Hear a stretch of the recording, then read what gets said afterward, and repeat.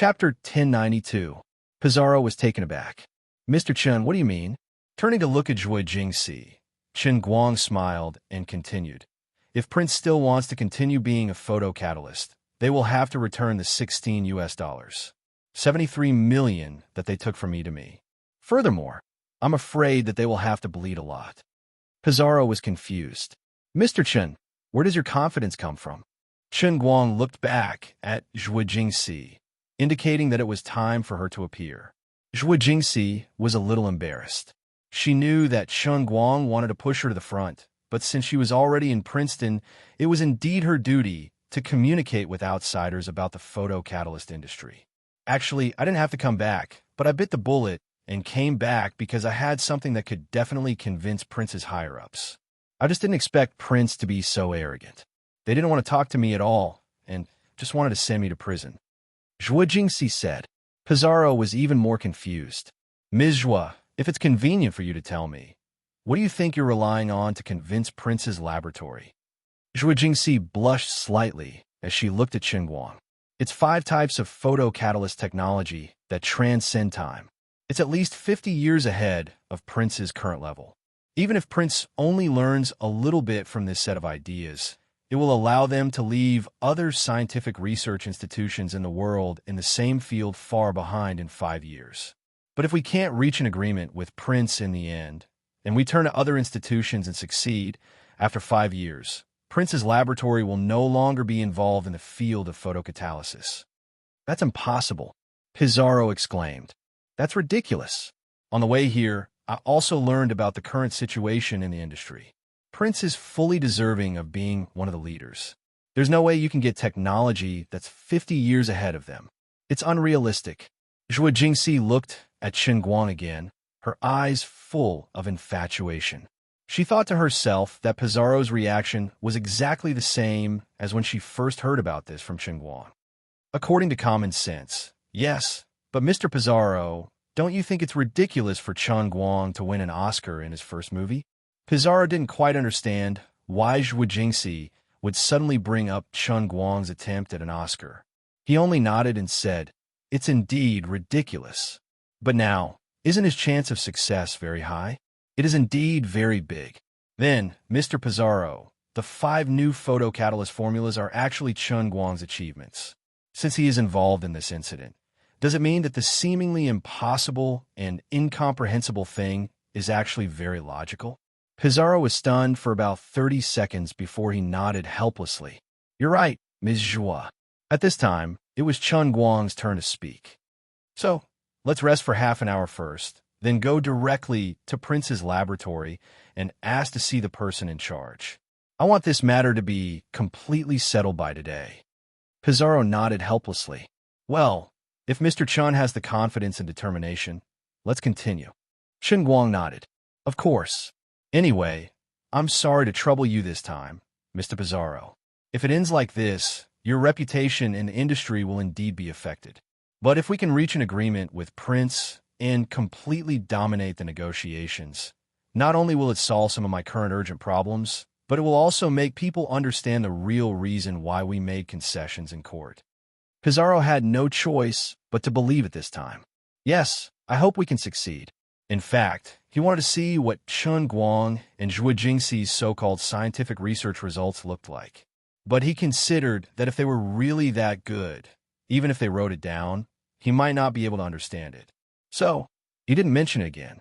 At this time, the media inevitably reported about this lawsuit again, causing a sensation.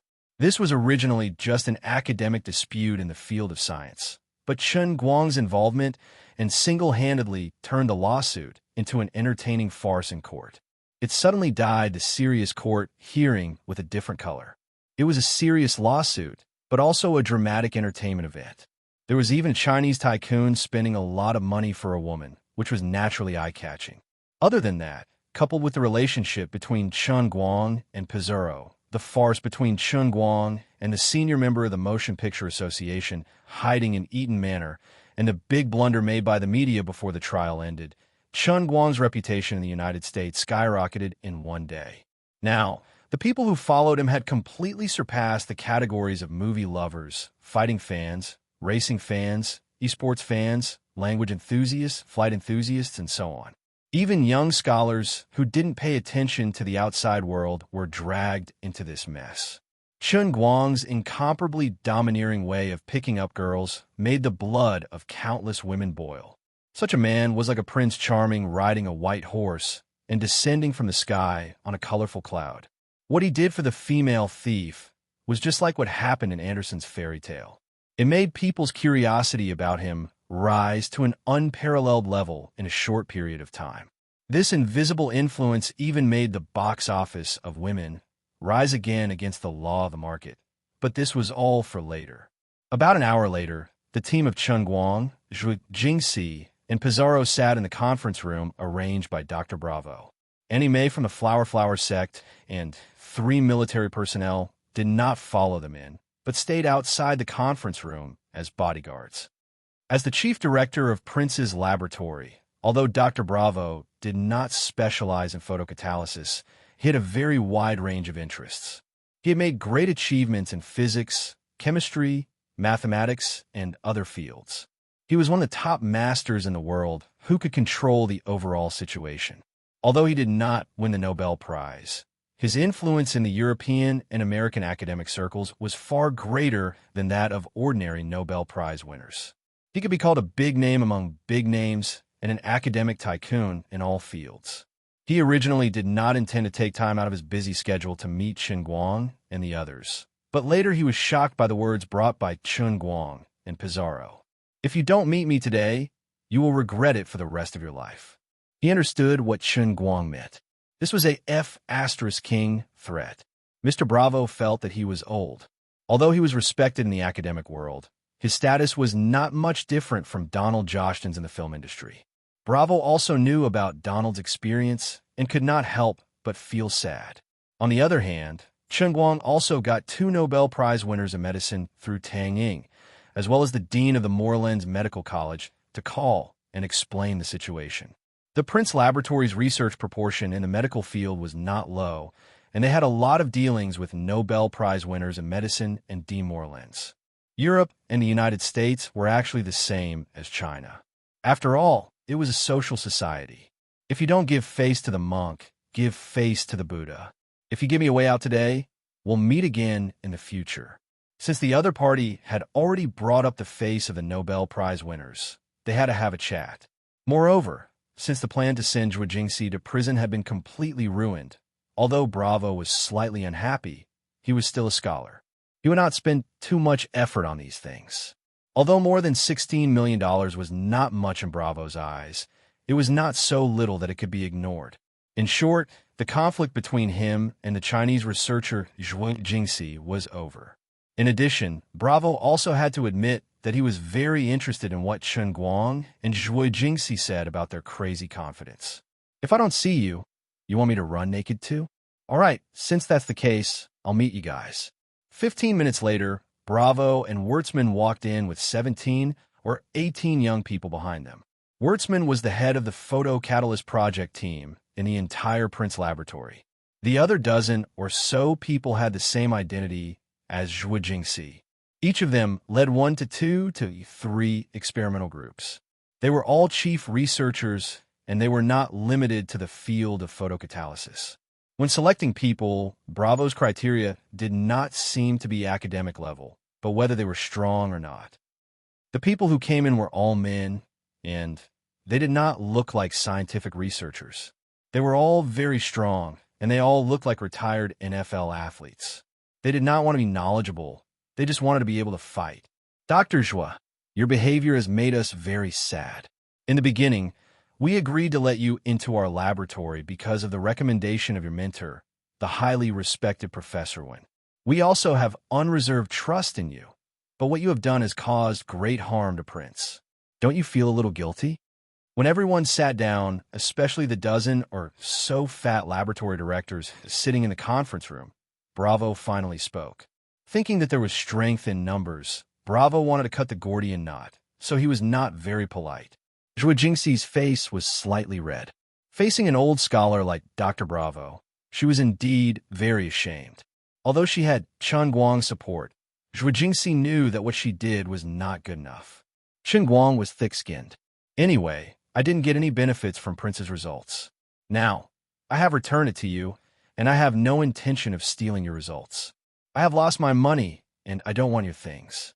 In a sense, according to the agreement in court, after Chen Guang paid 73 million US dollars, Zhuo Jingxi's research results in Prince belonged to Chen Guang. Bravo's words were pure bullshit. Dr. Bravo, the matter with teacher Zhuo is in the past. I don't think she accidentally took something away and caused any real harm to Prince. Now, your technology has not been leaked, and I have already paid a considerable amount of compensation. Dr. Wertzman, who was next to him, interrupted. Mr. Chun, don't joke. Do you think I don't know you Chinese? You're the best at stealing, the best at taking other people's things for free and turning them into your own. Your planes, tanks, and many other things were stolen from us for free. Prince's photo catalyst research results are the world's best. Do you dare say that you are not tempted? Isn't this what you Chinese love to do?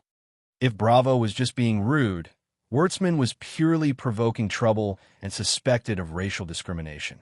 Previously, when Zhuo Jingxi was promoted to a director, Wertzman had clearly opposed it. Later, because of Bravo's insistence and Zhuo Jingxi's extraordinary talent and work, Wertzman finally gave in. However, this still did not change his prejudice against the Chinese. Wertzman represented the mainstream of the European and American science and technology world. They felt that although the Chinese were useful, they were too unstable. They could be used as coolies, but they should never be entrusted with important tasks. No matter how good Zhuo Jingxi's temper was, she could not help but feel angry when she heard Wertzman's attitude. But before she could flip out, Chen Guang slammed the table and stood up. Dr. Wertzman, who gave you face? Do you think I will be interested in your garbage results? Don't be ridiculous.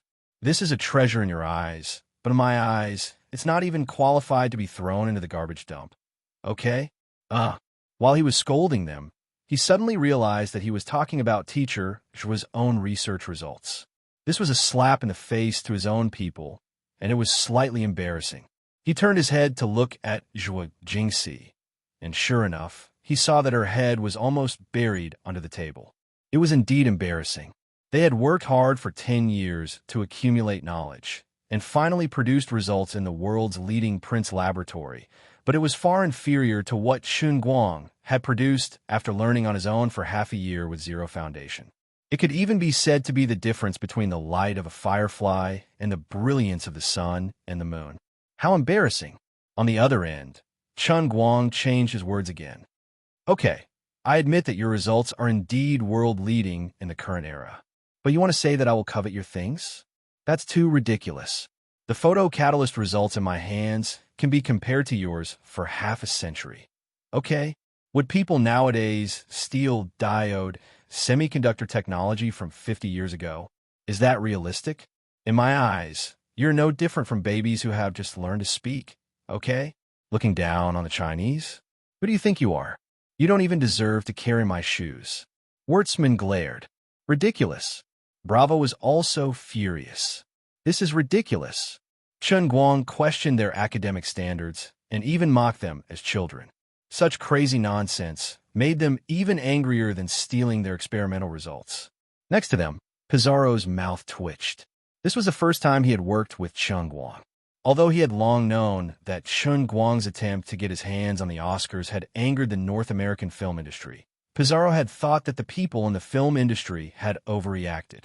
But now that he had personally experienced the way Chen Guang communicated with people, Pizarro felt that it was a miracle that Chen Guang had survived until now without being beaten to death. No wonder the people from the Film Association avoided him like a demon. Even the most cultured person could be angered to death by him. Zhuo Jingxi blushed, but she understood that this was Chen Guang's negotiation technique. First, he pretended to provoke the other party's anger and curiosity. This way, he could skip all the details and get straight to the point and take out his 5 godlike photocatalyst formulas. Zhuo Jingxi gave Chen Guang's negotiation technique a very unique name, face-slapping negotiation. On the other side, Bravo and Wertzman were almost going crazy. The other 10 or so researchers were on standby, feeling that a fight could break out at any time. A few of the more hot-tempered ones even jumped up and pointed at Chen Guang's nose, wanting to beat him up. I've never seen such an unreasonable Chinese person like you. Do you know who you're talking to? Your humiliating knowledge. You illiterate. You don't understand anything at all. Shameful nouveau riche. Your entire body reeks of the stench of money. Foolish and ignorant. Your laughable amount of money isn't even worthy of carrying our prince's shoes. However, no one expected that Chen Guang would suddenly calm down after acting cool. Despite everyone's criticism, he still looked at everyone with a sneer. Meeting you guys is a waste of our precious time. Wordsman, let's go. Bravo didn't want the two sides to have a physical conflict. Even if he had a lot of people on his side, even if there were a lot of security guards outside, and even the Princeton police officers, even if an ordinary researcher was injured by Chen Guang, wouldn't be worth it. Bravo didn't know that the security guards and police officers he relied on were being stared at by Ani Mei from the Flower sect. They didn't dare to move. After that, Bravo got up and walked out of the conference room. The angry Wurtzman followed closely. When Chen Guang saw this scene, he unhurriedly said, "Do the two of you not want to see what I'm relying on to be so arrogant? If you really like what you say, people of learning, then you should at least take a look at my things before ruthlessly mocking me. Right now, you're like deserters running away." Wurtzman turned around and said, "I don't think you have anything that can move us. There's no need to waste time." Chen Guang grinned and said, "What are you afraid of?" "I have nothing to be afraid of." Chen Guang said, "Then sit back down. I'll show you what a real photocatalyst is. It doesn't matter if you leave now. I'll just publish it in the newspaper tomorrow. Do you really want the most cutting-edge technology in the field of photocatalysis to be presented in front of you in this way?" Bravo and Wurtzman looked at each other and finally chose to sit back down. "We don't believe you at all, but we don't mind seeing what tricks you have up your sleeves." Chen Guang turned to look at Zhui Jingxi and said, "Teacher Zhui, please choose a formula and write the molecular formula on the blackboard over there." Zhui Jingxi nodded and immediately stood up and went straight to the blackboard under everyone's gaze. She couldn't help but feel a little excited. Although this was not her own result, it was a great honor to be able to make Chen Guang's results come out of nowhere. Just as Zhui Jingxi had thought before, if Chen Guang took out the 5 god-level formulas in front of her, it was the official opening of a new page in the field of photocatalysis. Now, writing this formula in front of the 2 people in charge of Prince's laboratory was equivalent to opening the door to a new era. Each of these 5 god-level formulas could be called a Nobel Prize-level achievement. As for Chen Guang's own contribution, it was as great as Newton's and Einstein's. Tremble, mortals, you will completely surrender to his greatness. You will crawl under him and tremble. Even if you are Bravo or Wurtzman, it will be useless, just like me. Cough, cough, cough, it's not the same, it's still a little different. Zhui Jingxi's hand that was writing on the blackboard trembled slightly. She remembered some of the scenes when she really integrated the 5 god-level formulas and her hand slipped out of embarrassment. She and Chen Guang were not worried about the results being leaked. If Prince was allowed to develop the 5 god-level formulas from scratch, it would take 50 years. Even if they were given the molecular formula now, it would take at least 20 years for them to deduce the synthesis method and process from the results to finally come up with a mature technology. Even if they did not cooperate with Prince and relied solely on Chen Guang's and her own strength, her products would have long monopolized the world by then. The conference room was silent. At first, Bravo and Wurtzman looked at Zhui Jingxi as if she was a joke. 5 minutes later, their playful smiles gradually disappeared. 10 minutes later, their eyebrows were tightly furrowed. 20 minutes later, when Zhui Jingxi wrote the last letter, Bravo and Wurtzman pushed their glasses fiercely. Their expressions were so solemn that it was as if they saw the ancestor of modern scientific research, Sir Newton, in their dreams. After all, the two were the world's top scientists, the existence at the top of the scientific research pyramid. They were the head of Prince and the head of the photocatalyst project. The level of the two had almost reached the current human limit. Although they could not determine how the molecular formula was synthesized, nor could they determine its effect. There was no doubt that this was a kind of chemical structure that could exist in theory and was very stable. This was a new substance that had not been discovered yet, but it could indeed be synthesized in theory. The two did not say a word and turned their heads at the same time to look at Guang. Now, the two of them finally realized that perhaps this young man called Chen wasn't joking.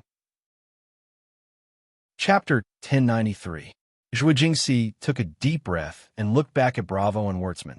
These two academic giants, who she had once looked up to, were now showing such childlike expressions. She could not help but feel proud. What the hell did you write? Do you think you can fool people with a random molecular formula? That's right. It's natural for a thief to fake it. Bravo and Wurtzman could see the stability of the molecular structure, but the other researchers in the conference room did not have this level of skill and immediately questioned it. Huaxia. One of them was about to open fire again, but was stopped by Bravo. Shut up. This person was suddenly startled by the big boss's roar and did not know what was going on. Wurtzman was calmer than Bravo.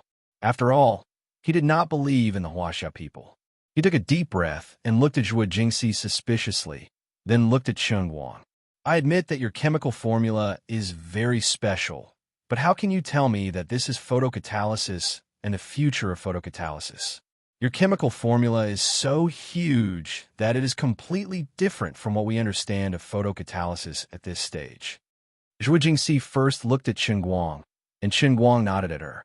Teacher Zhuo, explain the specific catalytic reaction process of our formula to this group of frogs at the bottom of the well. Also, be sure to emphasize the reaction conditions and physical and chemical characteristics. Normal temperature, sunlight exposure, ultra-low loss rate, ultra-low synthesis cost, ultra-stable physical and chemical properties. With Zhuo Jingxi's previous knowledge, it was impossible for her to explain the details to others.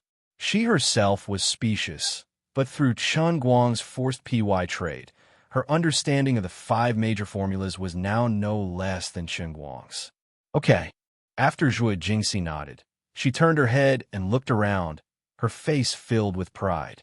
Everyone, what I'm going to say next may be a bit profound, but I'll try to explain it in simple terms. I can't guarantee that others will understand, but Mr. Wurtzman and Mr. Bravo will definitely understand. If Zhuo Jingxi had said such big talk before, the Prin's members in the conference room would have mocked her. They would say, although you are very talented, what qualifications do you have to talk to Dr. Bravo and Dr. Bravo like that? But now, even though they felt extremely uncomfortable, in the end, no one dared to say anything. After a full 3 hours, the conference room in the central building of the Prin's Park was dead silent. All the members of Prin's were deep in thought. Bravo and Wurtzman, in particular, took out a pen and paper and started scribbling away.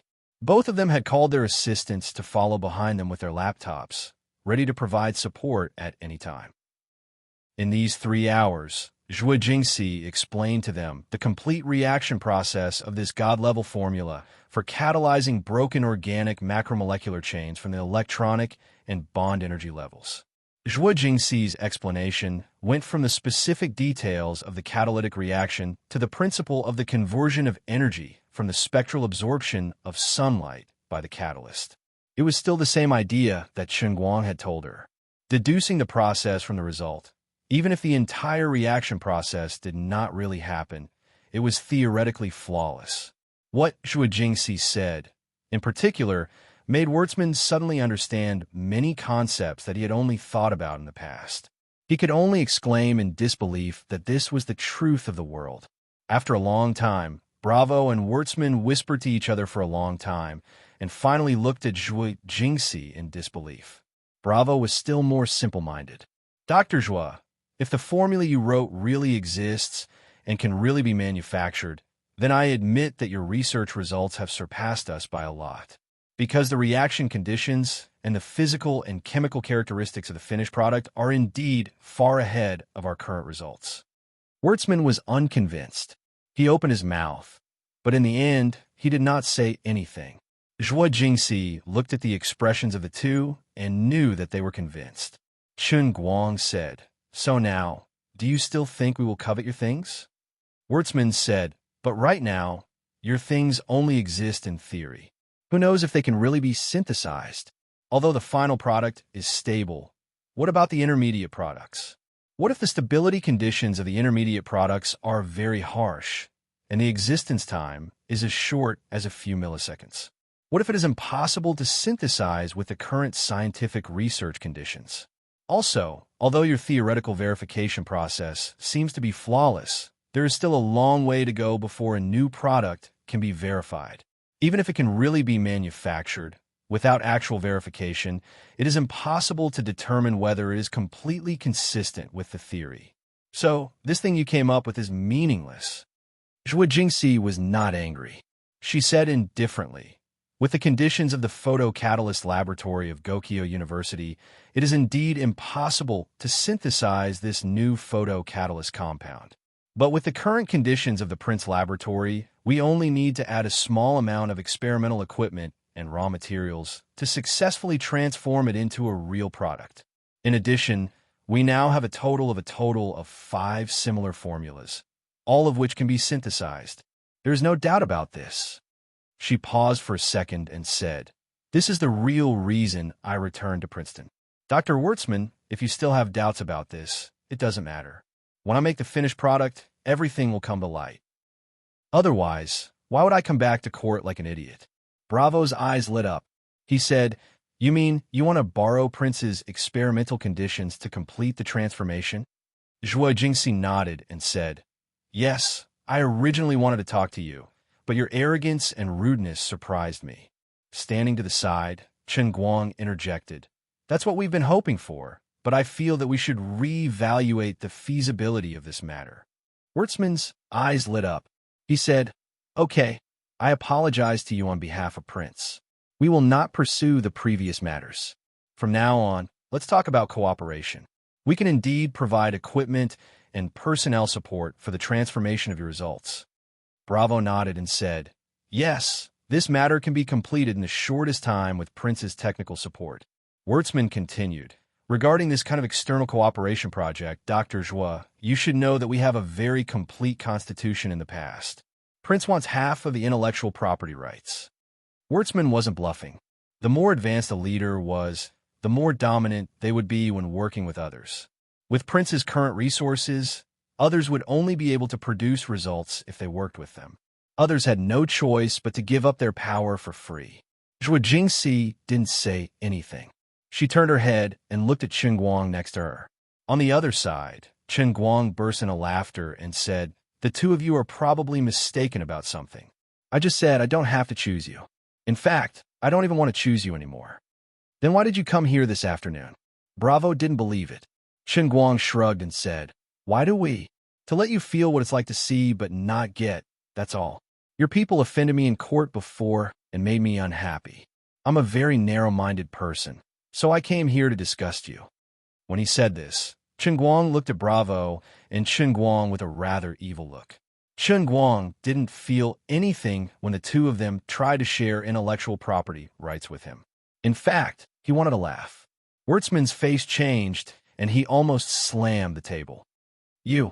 Chen Guang looked at him very calmly and said, do you think I only have these 5 formulas? Have all of you gone stupid from studying so much? Haven't you ever thought about where my things come from? My research and development ability has completely crushed you for 50 years.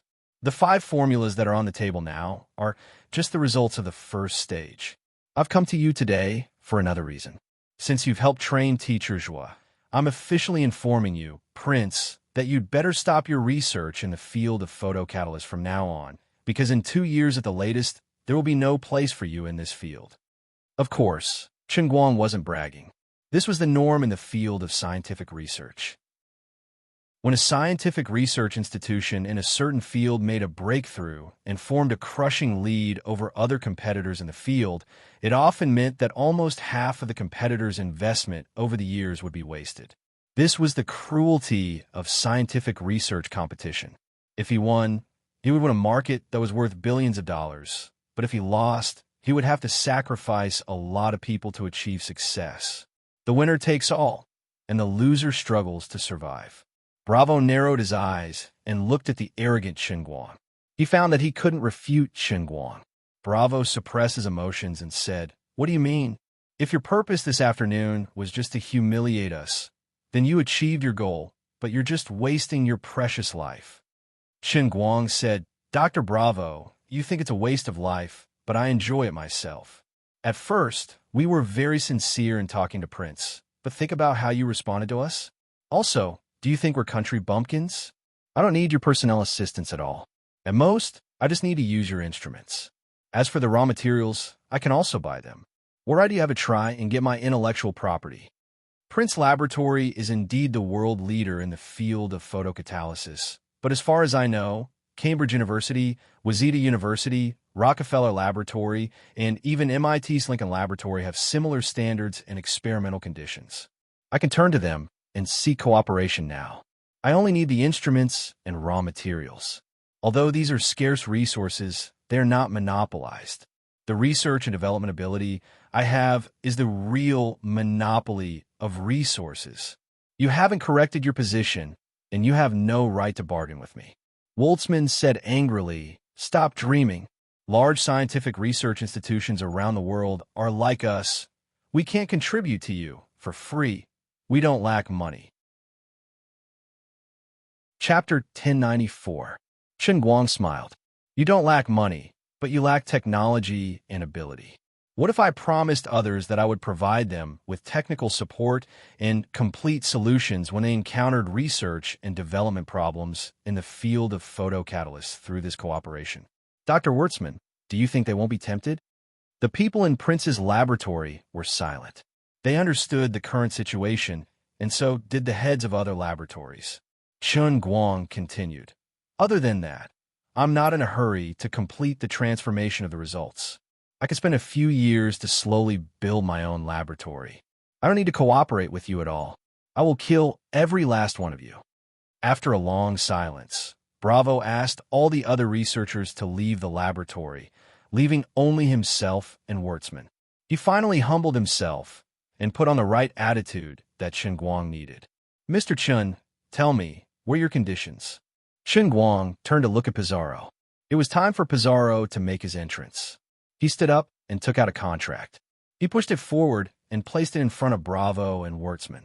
"This is the clause that my client, Mr. Chen, asked me to draft. Please take a look." About 20 minutes later, Bravo and Wertzman finished reading some of the key parts of the contract. The two looked at each other.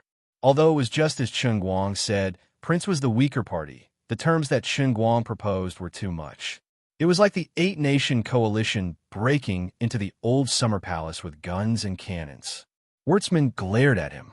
"Why don't you just rob us?" Chen Guang squinted his eyes and smiled. "I am indeed robbing you. So, are you willing to let me rob you?" In this contract, Chen Guang requested that he use all of Prince's experimental conditions for free for the next few months, including the supply of raw materials. In addition, the entire process of forwarding the results would be kept secret from Prince. Only Chinese personnel designated by Chen Guang and Zhuo Jingxi would be allowed to participate. Even if the entire research and development process took place in Prince's industrial park, it was obvious that Woltzman and Bravo wouldn't be able to benefit from it. In addition, Chen Guang also promised to provide technical support for Prince's subsequent research and development in the field of photocatalysts. This was the only thing that attracted them. But of course, this was not free of charge. Just like how they asked Chen Guang to try to split the intellectual property equally, Chen Guang also requested that as long as he and his staff participated in the research and development of intellectual property, Prince Laboratory would also be given half of the ownership. In addition, Chen Guang also asked Pizarro to list the signing fee for both parties at the end of the contract. Of course, it was Prince who paid him. It was exactly 33 million US. It was exactly the same amount of money that Chen Guang paid in the Princeton District Court in the morning. This was clearly robbery. That was why Wertzman said that. In his heart, Bravo knew that if what Chen Guang and Zhuo Jingxi had revealed was real, then there wouldn't be any room for negotiation. They simply couldn't afford the situation that Chen Guang had described before. So far, Prince had invested billions of USD in research and development in the field of photocatalysts. Although there were some results, they were still burning money.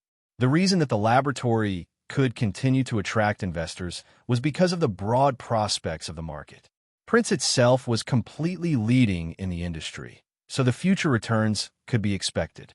But once Chen Guang and his technology produced a product that represented the next era, it would be a devastating blow to Prince's entire photocatalyst research and development.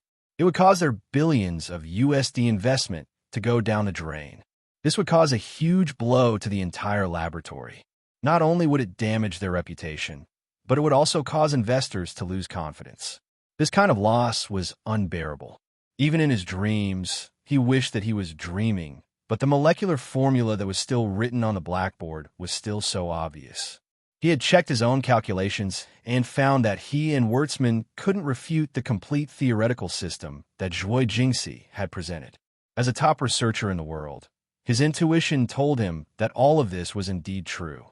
But Bravo still wanted to negotiate and said, "Your conditions are too harsh. We can't accept them." "Okay then, goodbye."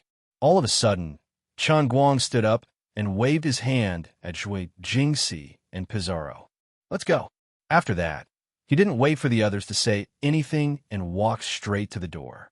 Chen Guang's actions were so sudden that even his own people didn't understand. "Aren't we about to enter the rhythm of negotiations? What are you doing?" But Zhuo Jingxi and Pizarro didn't question any of his decisions. After a short moment of shock, they followed suit. Bravo and Wertzman were stunned as they watched the three people quickly disappear from the conference room. The two chased out of the conference room, and Wertzman shouted, "Mr. Chen, wait a minute." Chen Guang waved his hand without looking back. "I won't wait. Goodbye, good luck." After that, Chen Guang nodded at Auntie May. Auntie May, who had a cold expression on her face, turned sideways and appeared directly behind him, blocking Bravo and Pizarro's path. 10 minutes later, when they drove out of the Prince's Park, Zhuo Jingxi couldn't help but ask, "What are we doing?" Chen Guang chuckled. "Don't worry. The news of us coming to Prince's this afternoon will definitely spread.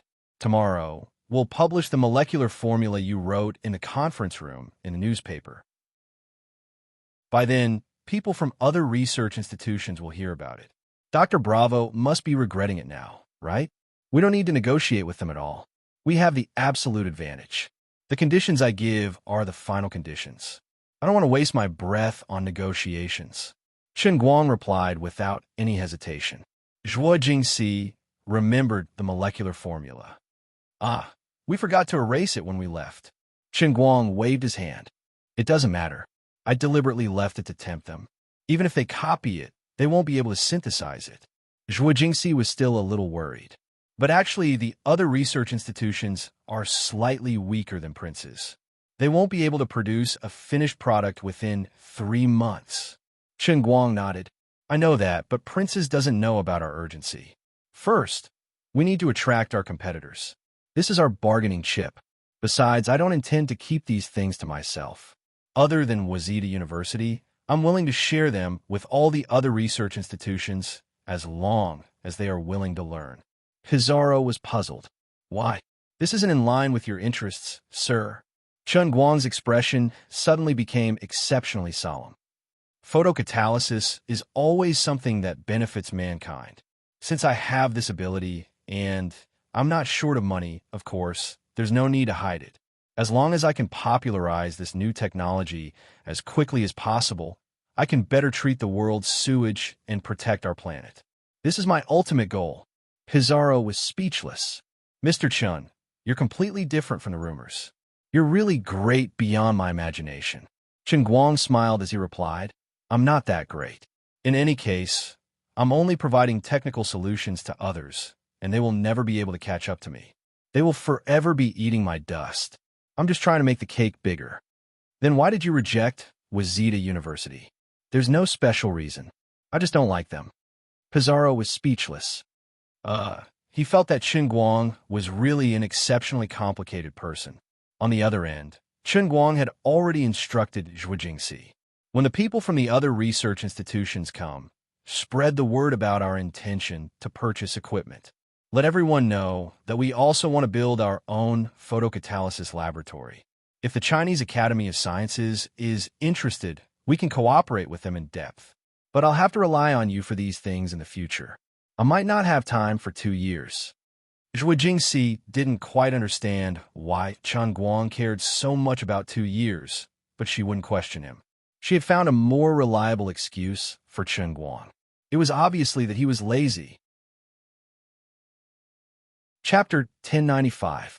Chen Guang decisively took Zhuo Jingxi back to the hotel and continued to be a hands-off boss. He did not pay much attention to the box office. Now that the trend was set and could not be stopped, Chen Guang only needed to focus on dealing with the Oscar judges hiding in Eden Manor. As for the photo catalyst, Zhuo Jingxi actually knew more about it than he did and knew how to set up a laboratory. It was certainly not a simple matter. It involved purchasing equipment, buying land, building a house, hiring researchers, purchasing experimental materials, and so on. Every single one of them required a large amount of expenditure, time, energy, and manpower. But in other words, as long as there was money, it did not seem to be difficult. As long as there was money, there would always be brave people who could help you solve your problems. What Chen Guang could provide for Zhuo Jingxi now was an almost unlimited supply of funds. It seemed that the pressure of $300 million was still too much, but it did not matter. It was not like he had to spend it all at once. There was still a long time, so he could take it slow. He could make some money from other places and burn it later. Speaking of which, if Sister Tang Ying wanted to form a medical research institute with Gokyo University and Morelands Medical College as the most important sample of the institute, it seemed that he should also be involved. Otherwise, wouldn't it be disgusting to let others play with the old man's genes all day long, and the old man did not even know what was going on? This thought came to Chen Guang's mind again. He had originally planned to leave Zhuo Jingxi in the hotel, but he hadn't expected that she would not be idle for even a moment. Accompanied by Ani Mei, Feng Tianyu, and Tang Xiaokai's entourage, she had gone out to arrange for the molecular formula to be published in magazines and newspapers. In addition, she also needed to use this matter to send out the recruitment requirements. At this time, Zhuo Jingxi was full of energy after receiving Chen Guang's knowledge. Especially after Prince returned from the negotiations, Zhuo Jingxi had an inexplicable sense of historical mission in her heart. Although Chen Guang was amazing and unprecedented, his flaw was equally obvious, and that was laziness. Let him turn his knowledge of photocatalysis into a real product. He had too much power and no desire in his heart. Although he said that his goal was so noble that it could even make Zhuo Jingxi's blood boil, looking at what this guy did all day, he just had to be addicted to acting in movies and countless other strange things, unable to extricate himself. This was a guy who didn't mean what he said. Therefore, this matter could only fall on his head. Zhuo Jingxi felt that as someone close to Chen Guang, she was doing the photocatalyst thing. In a sense, she was the one who led Chen Guang into the field. Then, she had the responsibility and obligation to squeeze the energy out of his brain and let him use his wisdom to make more contributions to this era. This was not the opposite of his original dream, and in a sense, it was the opposite of it. She would drag him forward in the field of photocatalysis, come up with more results that could change the world, and return the great rivers and mountains to a lush green. Let me be his shadow. I don't want any fame, and he is too much better than me. Instead of doing twice the work for half the result, it is better to let myself be his catalyst and let him play the greatest role. Only by doing this can I make my life more meaningful. As a person who from the beginning had made up her mind to dedicate her youth and the rest of her life to knowledge, this was probably the deepest obsession in Zhuo Jingxi's heart. It was slightly childish, but it was very noble and great. Therefore, she decisively refused Chen Guang's request to roll in the sheets. With this guy's combat power, if she were to sleep with him, she would not be able to get out of bed in 2 or 3 days. If Chen Guang knew that he had accidentally cultivated another Frankenstein, he would probably find a brick and beat her to death. She didn't even have to wait until the next morning. That night, under the operation of Feng Tianyu and Lu Xiaoyang, and with the help of the people arranged by Tang Xiaokai, Zhu Jingxi directly published the molecular formula of the photocatalyst for organic macromolecular chains in the largest popular science magazine in the United States. The paper version and the electronic version were simultaneously published.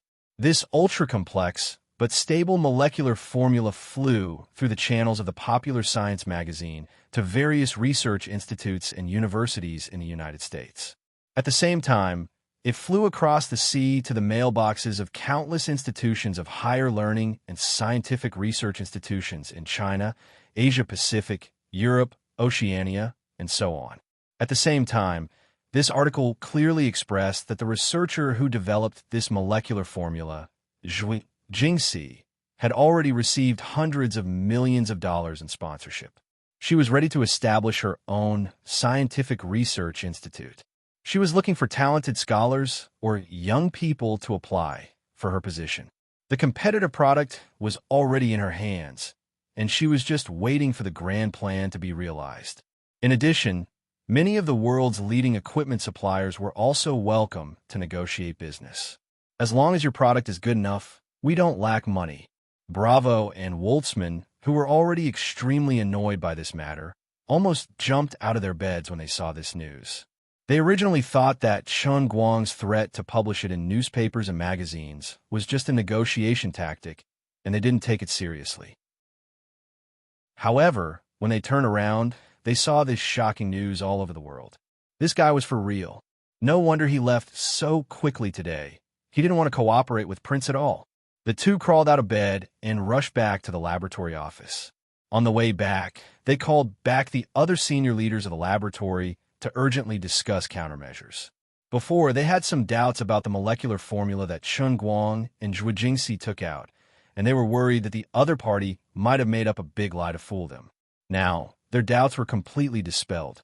Now that the other party dared to publicize it in public, it meant that they had absolute confidence in their results and dared to let the world examine and test them.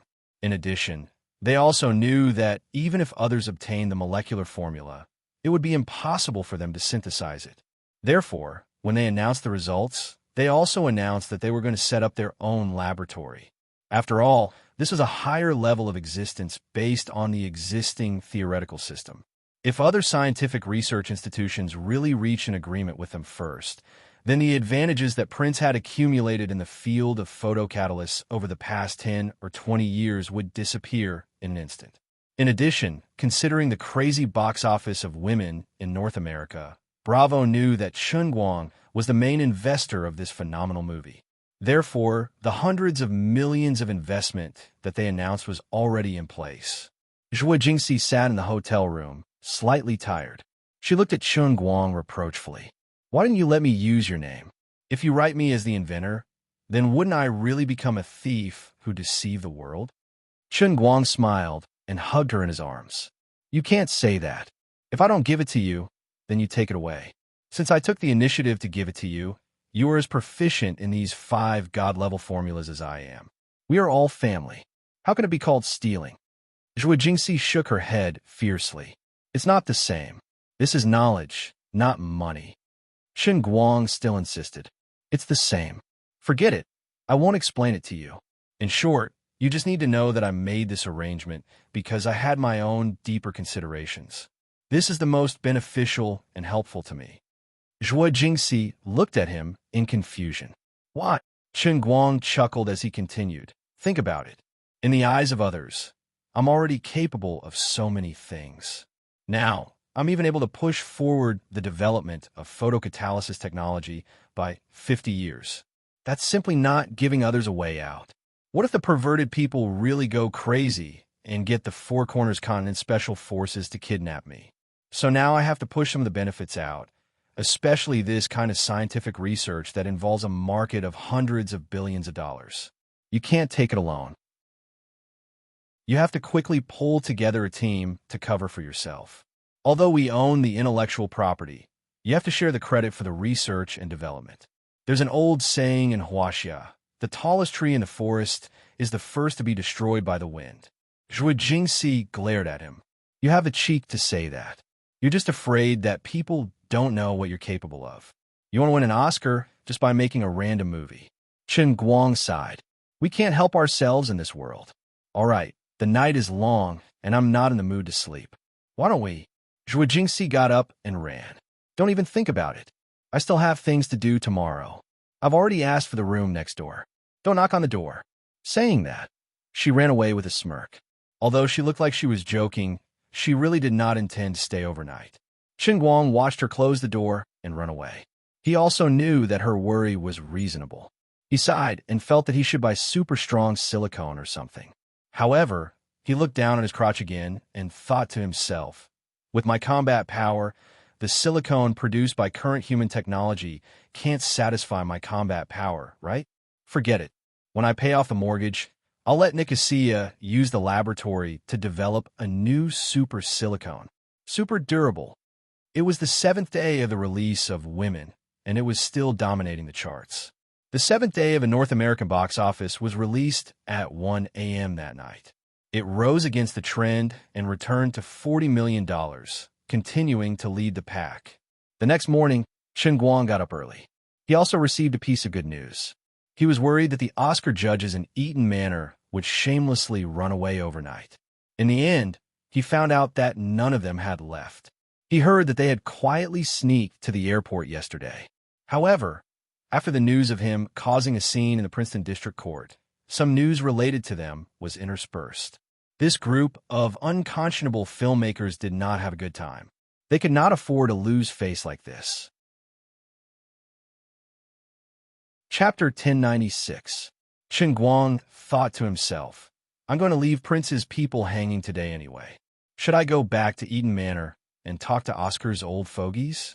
But after thinking about it, he changed his mind. I can go straight to their door.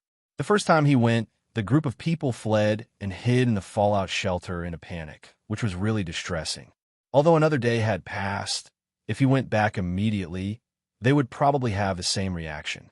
Now, they could continue to stay in Eaton Manor because of their pride, but if he rashly went to visit again, it was hard to guarantee that they would not completely throw away their pride and run away.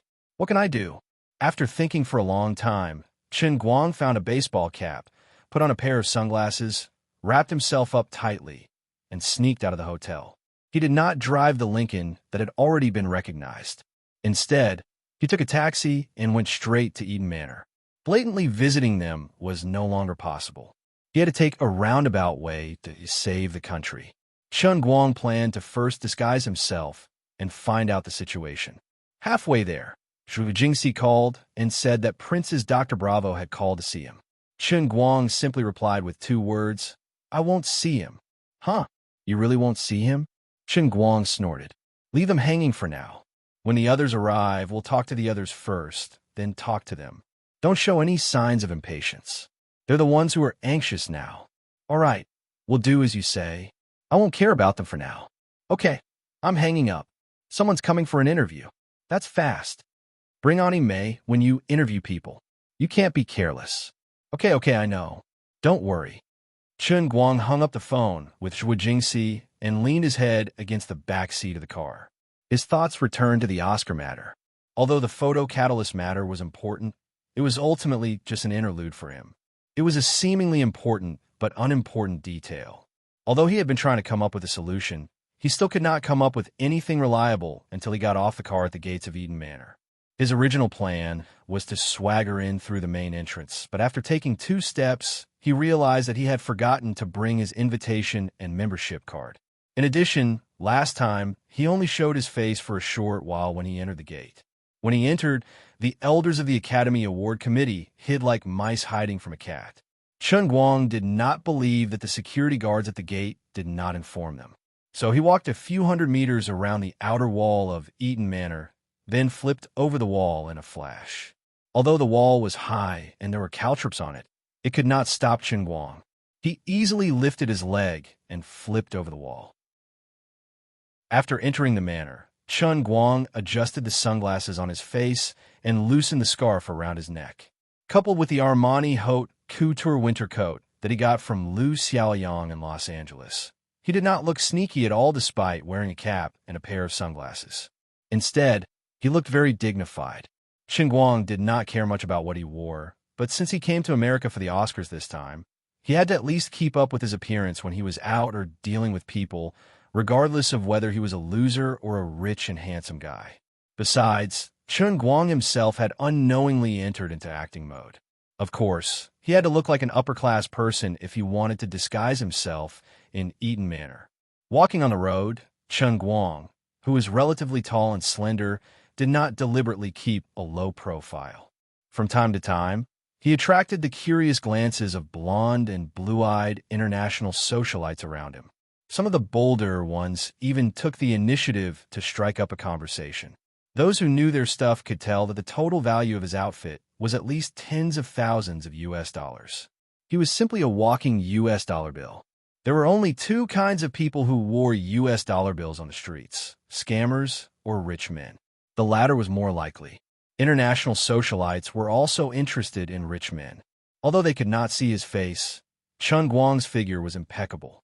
Chun Guang was harassed to the point of suffering. Why am I not usually so popular? Today, I wanted to hide my identity and sneak around, but all of you came at me. What if someone recognized me and posted it on social media? The old man would have to run away without turning his head. After all, you are young ladies who have seen the world in this rich land. You should be more reserved. Chun Guang fled with great difficulty. He could not even get close to the castle villa. He finally hid in a coffee shop in the corner of Eaton Manor. He found a remote booth and sat down alone. Only then did he temporarily settle down. In the past, people said that the enthusiastic crowd in Yinjing Chuyang district was the most powerful anti-spy method. Chun Guang did not believe it, but now he believed it. The Americans weren't any better either. He turned his head and looked out through the glass window. 300 or 400 meters away was the European-style castle villa. He wanted to go in and find out the situation. Although it was only a window away, it was like an eternal farewell. Forget it. I'm really afraid of this group of judges who are just trying to scare themselves. I reckon that teacher Zhu's matter will take a few more days in Princeton. Although I don't seem to be of much use, I still have to go back and sign the contract with Prince. I can't run around with him. Chun Guang decided to stay here and try his luck. He wanted to see if he could bump into one or two senior people who had a say in the Oscar committee. He casually ordered a cup of coffee and occupied a booth. He was bored to death as he drank his coffee. He took out his phone and looked around at the crowd in the coffee shop from time to time. After carefully looking around, he found something strange.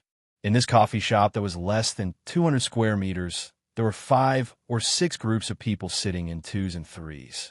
But among these 5 or 6 groups of people, there was no ordinary person. They were all famous people in various European and American circles. For example, the group of strong men sitting near the entrance were the popular stars of several North American ice hockey teams. They were big shots in the NHL. Sitting in the corner on the right were a few fashionable girls. Chun Guang barely recognized them, but his ears were sharp and he heard the name of one of the girls. He looked it up on his phone and found out that it was a popular female star who had recently become popular in an HBO TV series. When he clicked into the girl's encyclopedia, the people who were sitting at the same table as her were linked in 2s and 3s. The legendary North American young female star group. Well, although there was a big gap between the North American TV and film circles, this could be considered a little bit related to the film circle. The other groups of people sitting there were also similar. Out of curiosity, Chun Guang went to look up the name of the coffee shop in the Eaton Manor. He was shocked when he found out. This inconspicuous Brosnan coffee shop was famous in North America. Many celebrities from all walks of life liked to meet here. It was similar to the Inua Club in Yinjing, but it was not as closed to the public. On second thought, there was a very strict membership invitation system to enter the gate of the Eaton Manor. Although the inside of the manor was not closed, it was strictly guarded from the outside. These people, who would cause screaming along the way, naturally enjoyed this seemingly open and free environment, but in fact, it was private and safe. In addition, the taste of the Nanshan coffee brewed in this shop was indeed very good, and the atmosphere was very good. The boss behind the shop, Brosnan, was also a world-renowned veteran jazz master. From time to time, he would personally come to the shop to play a few songs, which further enhanced the style of the shop. Chun Guang waited for a while, and another group of people came in. He did not need to Google to recognize one of them. Just from the way he walked and his height, he could recognize him even through sunglasses. He was a big shot in the European and American music circles, the Mars Bro. In a sense, he was also a big shot, but unfortunately, he was not related to the film industry. Chen Guang sighed again and did not strike up a conversation with anyone. No one paid any attention to him, either. He sat for about an hour. His phone was almost out of battery, and he had drunk 3 cups of coffee. He was about to get up and ask the waiter for a charger when he heard the bell at the door ring again. A tall, strong, white old man with a face full of white stubble appeared at the door. The customers in the coffee shop got up excitedly and nodded to him. Chen Guang recognized the man and was a little surprised. He did not expect to meet the owner of the coffee shop, Mr. Brosnan, by chance today. He also waved at Brosnan like the others, but in the dimly lit shop, he still wore sunglasses, which made him look a little weird. Brosnan also waved at him and went directly backstage. Chen Guang's action attracted the attention of others. Some people turned the topic to him and whispered incessantly. Chen Guang's ears were very sharp, so he heard every word clearly. He forcibly translated it into down-to-earth Chinese, and this was the general meaning. Why is he pretending to be a wolf with a pig nose? None of us are wearing sunglasses, and Mars Bro has taken them off. This guy still thinks he's a celebrity and is afraid of being recognized. Maybe he's a prince from the Middle East. Prince from the Middle East? Didn't you see his black hair? He must be Asian. How funny. No wonder these people thought Chen Guang looked funny. Everyone sitting here was famous, but he was the only one who wore sunglasses and refused to take them off. If he was not afraid of exposing his identity, Chen Guang really wanted to slap these people's tables. What do you know? At least I'm more famous than you in America now. However, he endured it in the end and waited for a while. It seemed that after Brosnan arrived, more and more people came in one after another and went straight to the booths. It seemed that today was Brosnan's fixed performance day. Chapter 1097. On the other hand, Chen Guang saw quite a few familiar faces, such as Emma Watson, whom he had caught a glimpse of at the premiere of his Woman. He knew this girl. Her name was similar to Emma Watson, who acted in Harry Potter, but she was not as famous. She seemed to be someone in the film industry, but the strange thing was that although she was not very famous among ordinary people, her status in the film industry was not low. She had appeared at the premiere of Sunshine as a guest of William Jones. She did not seem very active at the premiere from beginning to end. Whether it was when William Jones and the others laughed at Chen Guang, or when the superstars of the fighting world appeared, she was very calm. But the strange thing was, no matter how crazy and excited the others were, she always stood in the middle of the crowd. But at that time, Chen Guang did not care about her at all. He did not care about everyone around William Jones and Ben Affleck. But today, Chen Guang deliberately heard her name clearly and searched for her information on Google with the little battery left on his phone. She was 25 years old this year and had just graduated from Yale last year. She majored in law but chose to become an actress. So far, she had acted in a few lesser-known literary films, none of which were big hits, and she had only played insignificant supporting roles. Everything else about her was a blank slate. After she entered the cafe, she sat with the actresses from the previous TV series and whispered to each other happily. More and more people came, so much so that almost every booth was full. Finally, a group of uninvited guests came to the table that Chen Guang occupied alone. There were a few young people, and they seemed to be a band that had recently become popular. "Hey bro, are you sitting here alone? Can we sit down at this table?" One of the young men with blonde hair asked. Then, without waiting for Chen Guang to answer, he sat straight down. The others followed closely. In just a moment, the small booth was filled with 6 people, Chen Guang and the 5-member band. Chen Guang did not take off his sunglasses, nor did he pay attention to them. He continued to fiddle with his phone. Foreigners were like this, especially this group of obviously explosive rock singers. At first glance, one could not expect much from them. They pretended to be friendly and easy to get along with, but in fact, their behavior was simply rude. But now that all the booths were full, It seemed very rude for Chen Guang to take a seat alone. Those people did not ask for coffee like Chen Guang. Instead, they raised their hands to ask the waiter to order a Bloody Mary cocktail, as if they were afraid that others would not know they were Maverick. Bro, why don't you take off your sunglasses? No one here will scream for your autograph just because you're a celebrity. Look, everyone here is a celebrity. While waiting for the waiter to bring the drinks, the blond man with the bird's nest hair pretended to greet Chen Guang while suddenly reaching his hand for Chen Guang's sunglasses. He was really friendly. Chen Guang pinched his hand and exerted a little more strength, causing the white youth's face to instantly turn pale. Then, Chen Guang threw his hand back. Watch your hand. I'm not your bro. The other punk youths were about to flip out when a young man with the bird's nest hair, whose palm was still bruised, quickly restrained his friend. The young man with the bird's nest hair quietly rubbed his palm under the table and forced a smile. He said, "Sorry, I didn't know you were so sensitive. I know that many people have some weird habits. I completely understand that. We are the same. We are also crazy at concerts. I just don't think your behavior is very polite." He was a little afraid of Chen Guang. He felt that if Chen Guang had exerted a little more strength, the bones in his palm might have been crushed. Although the hockey stars over there were his friends, and they were also very good at playing, he knew that Brosnan would never allow anyone to cause trouble in his coffee shop. He did not want to be chased away. At the very least, he could not let people think that he and his friends were the ones who were stirring up trouble. Chen Guang raised his head slightly and adjusted his sunglasses, hiding his face even deeper. "So, you sat at my table without my permission. Is that very polite?"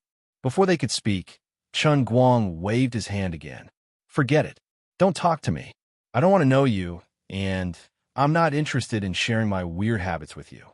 Chen Guang was in a bad mood at the moment because he realized that even on such an occasion, even though the place was already full of celebrities, the only person in the coffee shop who had the deepest relationship with the film industry was Irma. What was even more tragic was that he heard such a conversation in the crowd. "By the way, aren't Mr. Hernandez and the others coming? Don't mention it. I called them before I came over, and they said they were in a meeting."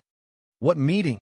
Considering whether to give the Oscar a Young Achievement Award to get rid of that Huaxia guy, Chen Guang was speechless. Who the hell wants a Young Achievement Award? I want the Best Actor Award. Best Actor Award. I can't get this kind of award that's used to get rid of beggars. Okay. He was speechless. The Oscar Best Actor Award could not be delayed. If he couldn't get it this year and had to wait until next year, then there was no need to struggle anymore. He could just go straight to Babaishan and find himself a good feng shui land that could emit smoke from his grave. Shameful cowards. I'm just letting you watch my movie. I'm not going to dig out your eyes. Do you have to be like this? The bastards hiding in the castle were even more cowardly than he thought. Chen Guang felt that his plan to meet them by chance was going to be completely ruined. Did he really have to force himself to barge in, tie everyone up, put a knife on their necks, and force them to watch women? I'm a good person. Why are you forcing me to be a prostitute?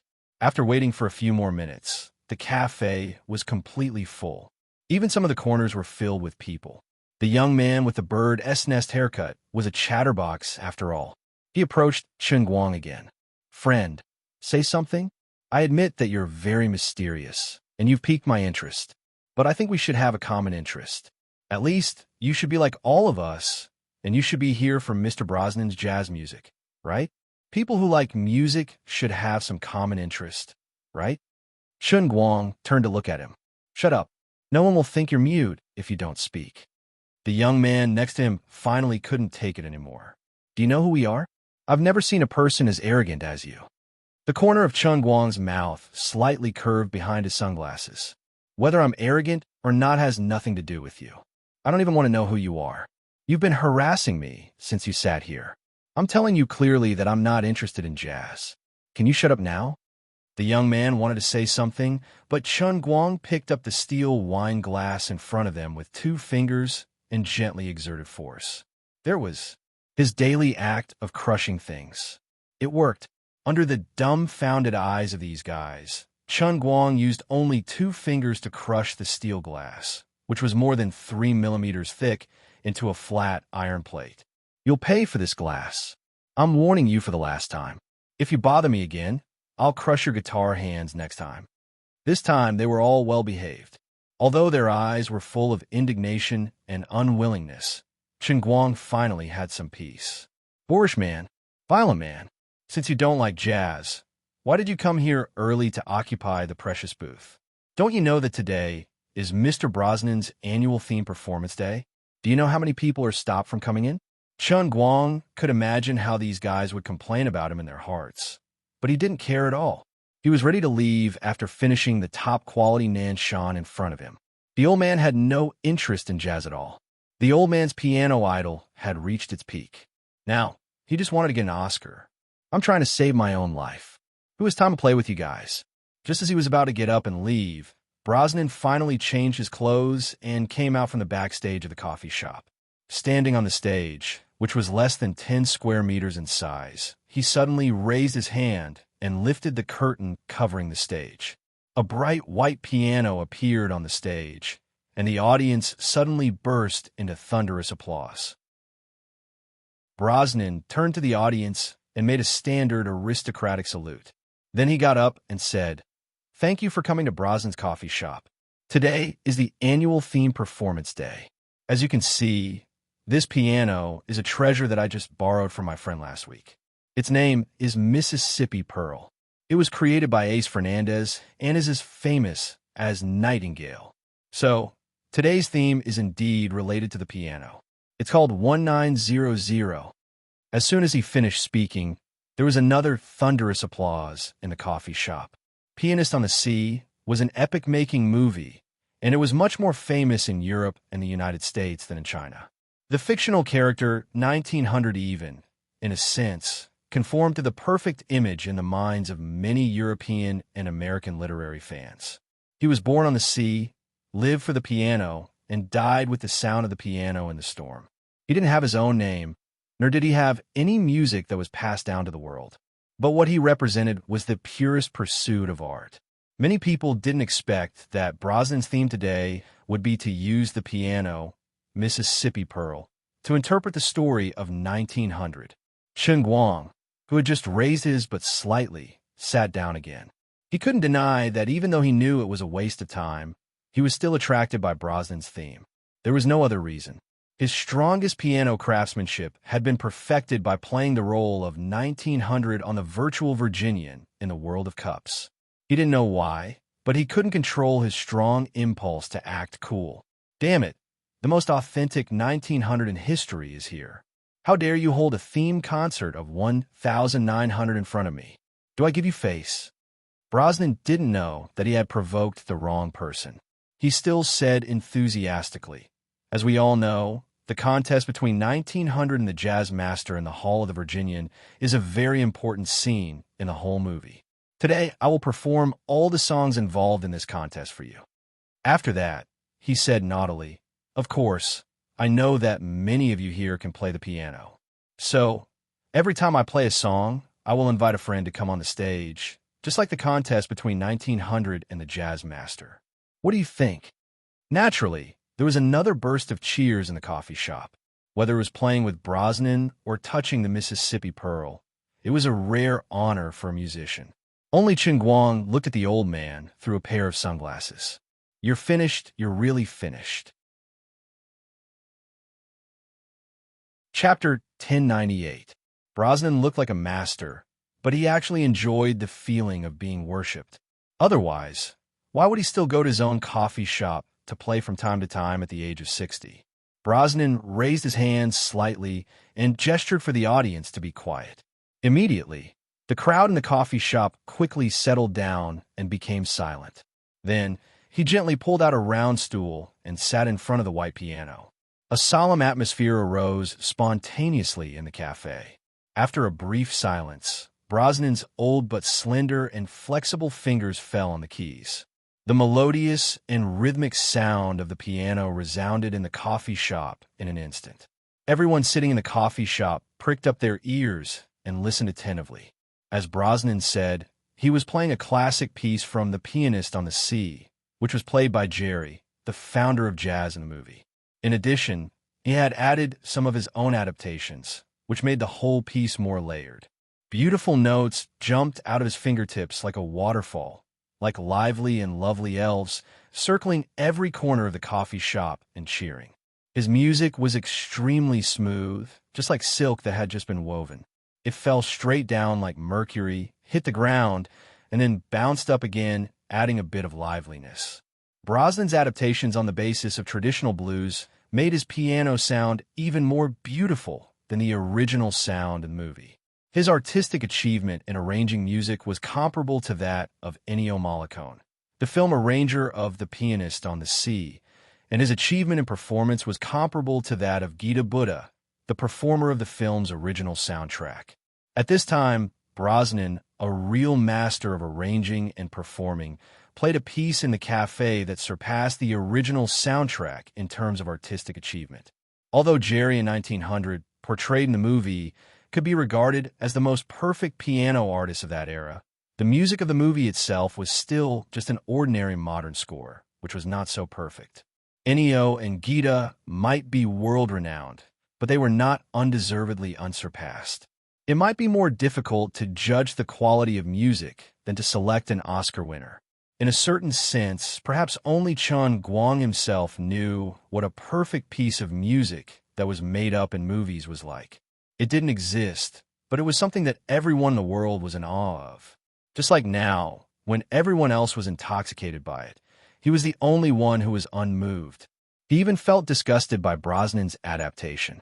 The effect of Jerry's performance, which he had encountered in The World in the Cup, was indeed somewhat different from that of the Italian national treasure, Gita. However, it was completely different from Brosnan's seemingly exquisite, but actually stupid and clumsy adaptation. Instead, it was truly beyond the limits of human beings and only belonged to God. Perhaps it was because Chun Guang had seen what true perfection looked like, so his expectations of Brosnan were too high. At the very least, it sounded like Brosnan had done a great job in the ears of others.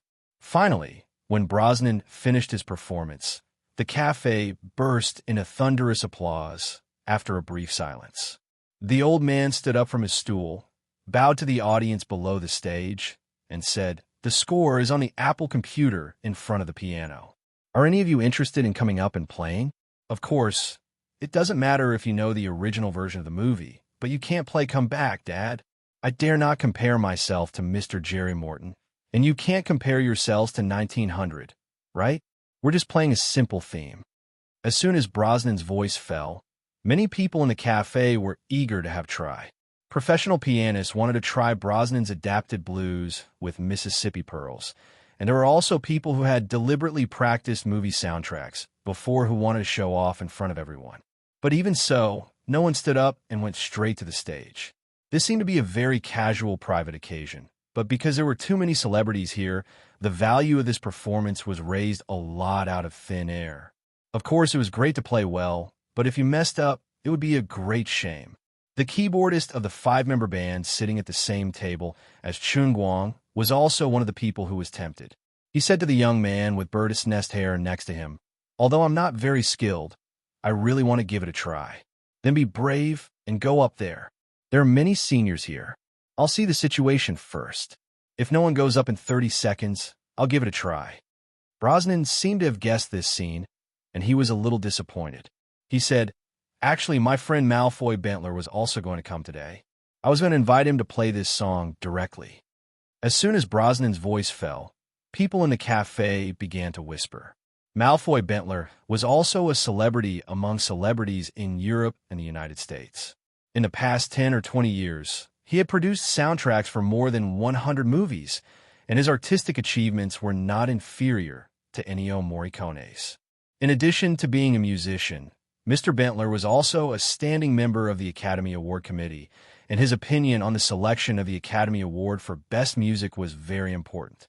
At this moment, he was in an old castle villa less than half a kilometer away from the cafe.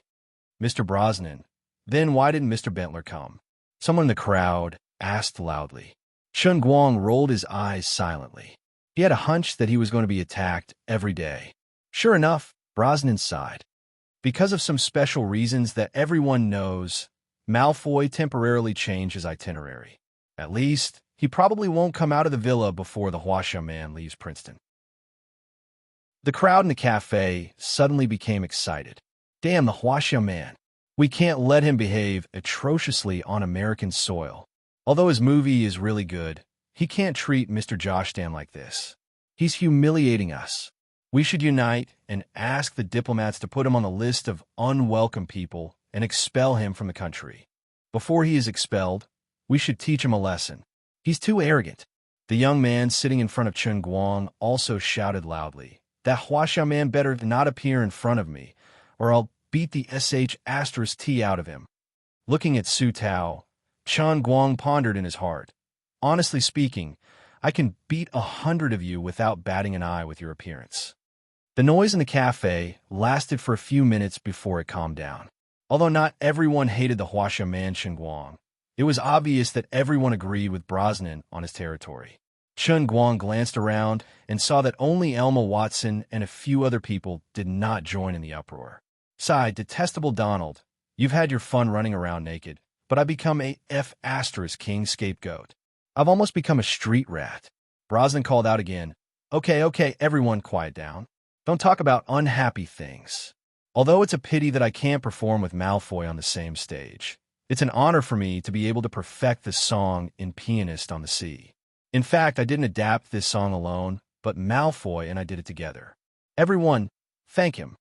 After insulting the Huasha man Chen Guang, Brosnan decisively turned everyone's attention back to him. After all, his main purpose today was to show off and enjoy the joy of success. Thank you, Mr. Brosnan and Mr. Bentler, for your contributions. You two are indeed one of the most outstanding music artists in the world today. The people in the cafe did not disappoint him, and all kinds of mushy flattery rose to the sky. Only Chen Guang, who was hiding behind his sunglasses, curled up the corners of his mouth slightly and sneered disdainfully. You're a frog at the bottom of a well. You're not perfect at all. You're just wasting it. Bang. Sunglasses, man, what do you mean? What was that expression on your face just now? Are you looking down on Mr. Brosnan? The keyboardist, who was sitting opposite Chen Guang, turned around and saw the cold smile on Chen Guang's face, which was out of place with everyone else. He was instantly enraged. From the beginning, they didn't like Chen Guang, but they had been holding back their temper. Now, not only did Chen Guang not give them face, but he even looked down on Brosnan in public. This young man couldn't stand it. You can scold me, but you can't insult my idol. The keyboardist's voice was so loud that countless eyes in the cafe focused on him and Chen Guang. Originally, as the only man in sunglasses in the cafe, Chen Guang had been a maverick because he loved sunglasses more than Brother Mars. Now, he had become the target of public criticism. The keyboardist looked at Chen Guang angrily, feeling both angry and proud. Annoying, mysterious boy. Aren't you very arrogant? Keep being arrogant. Let's see how you can be arrogant now. Don't think that I don't know what you're thinking. You don't understand music at all. That's why you're smiling like that. You were looking down on people just now.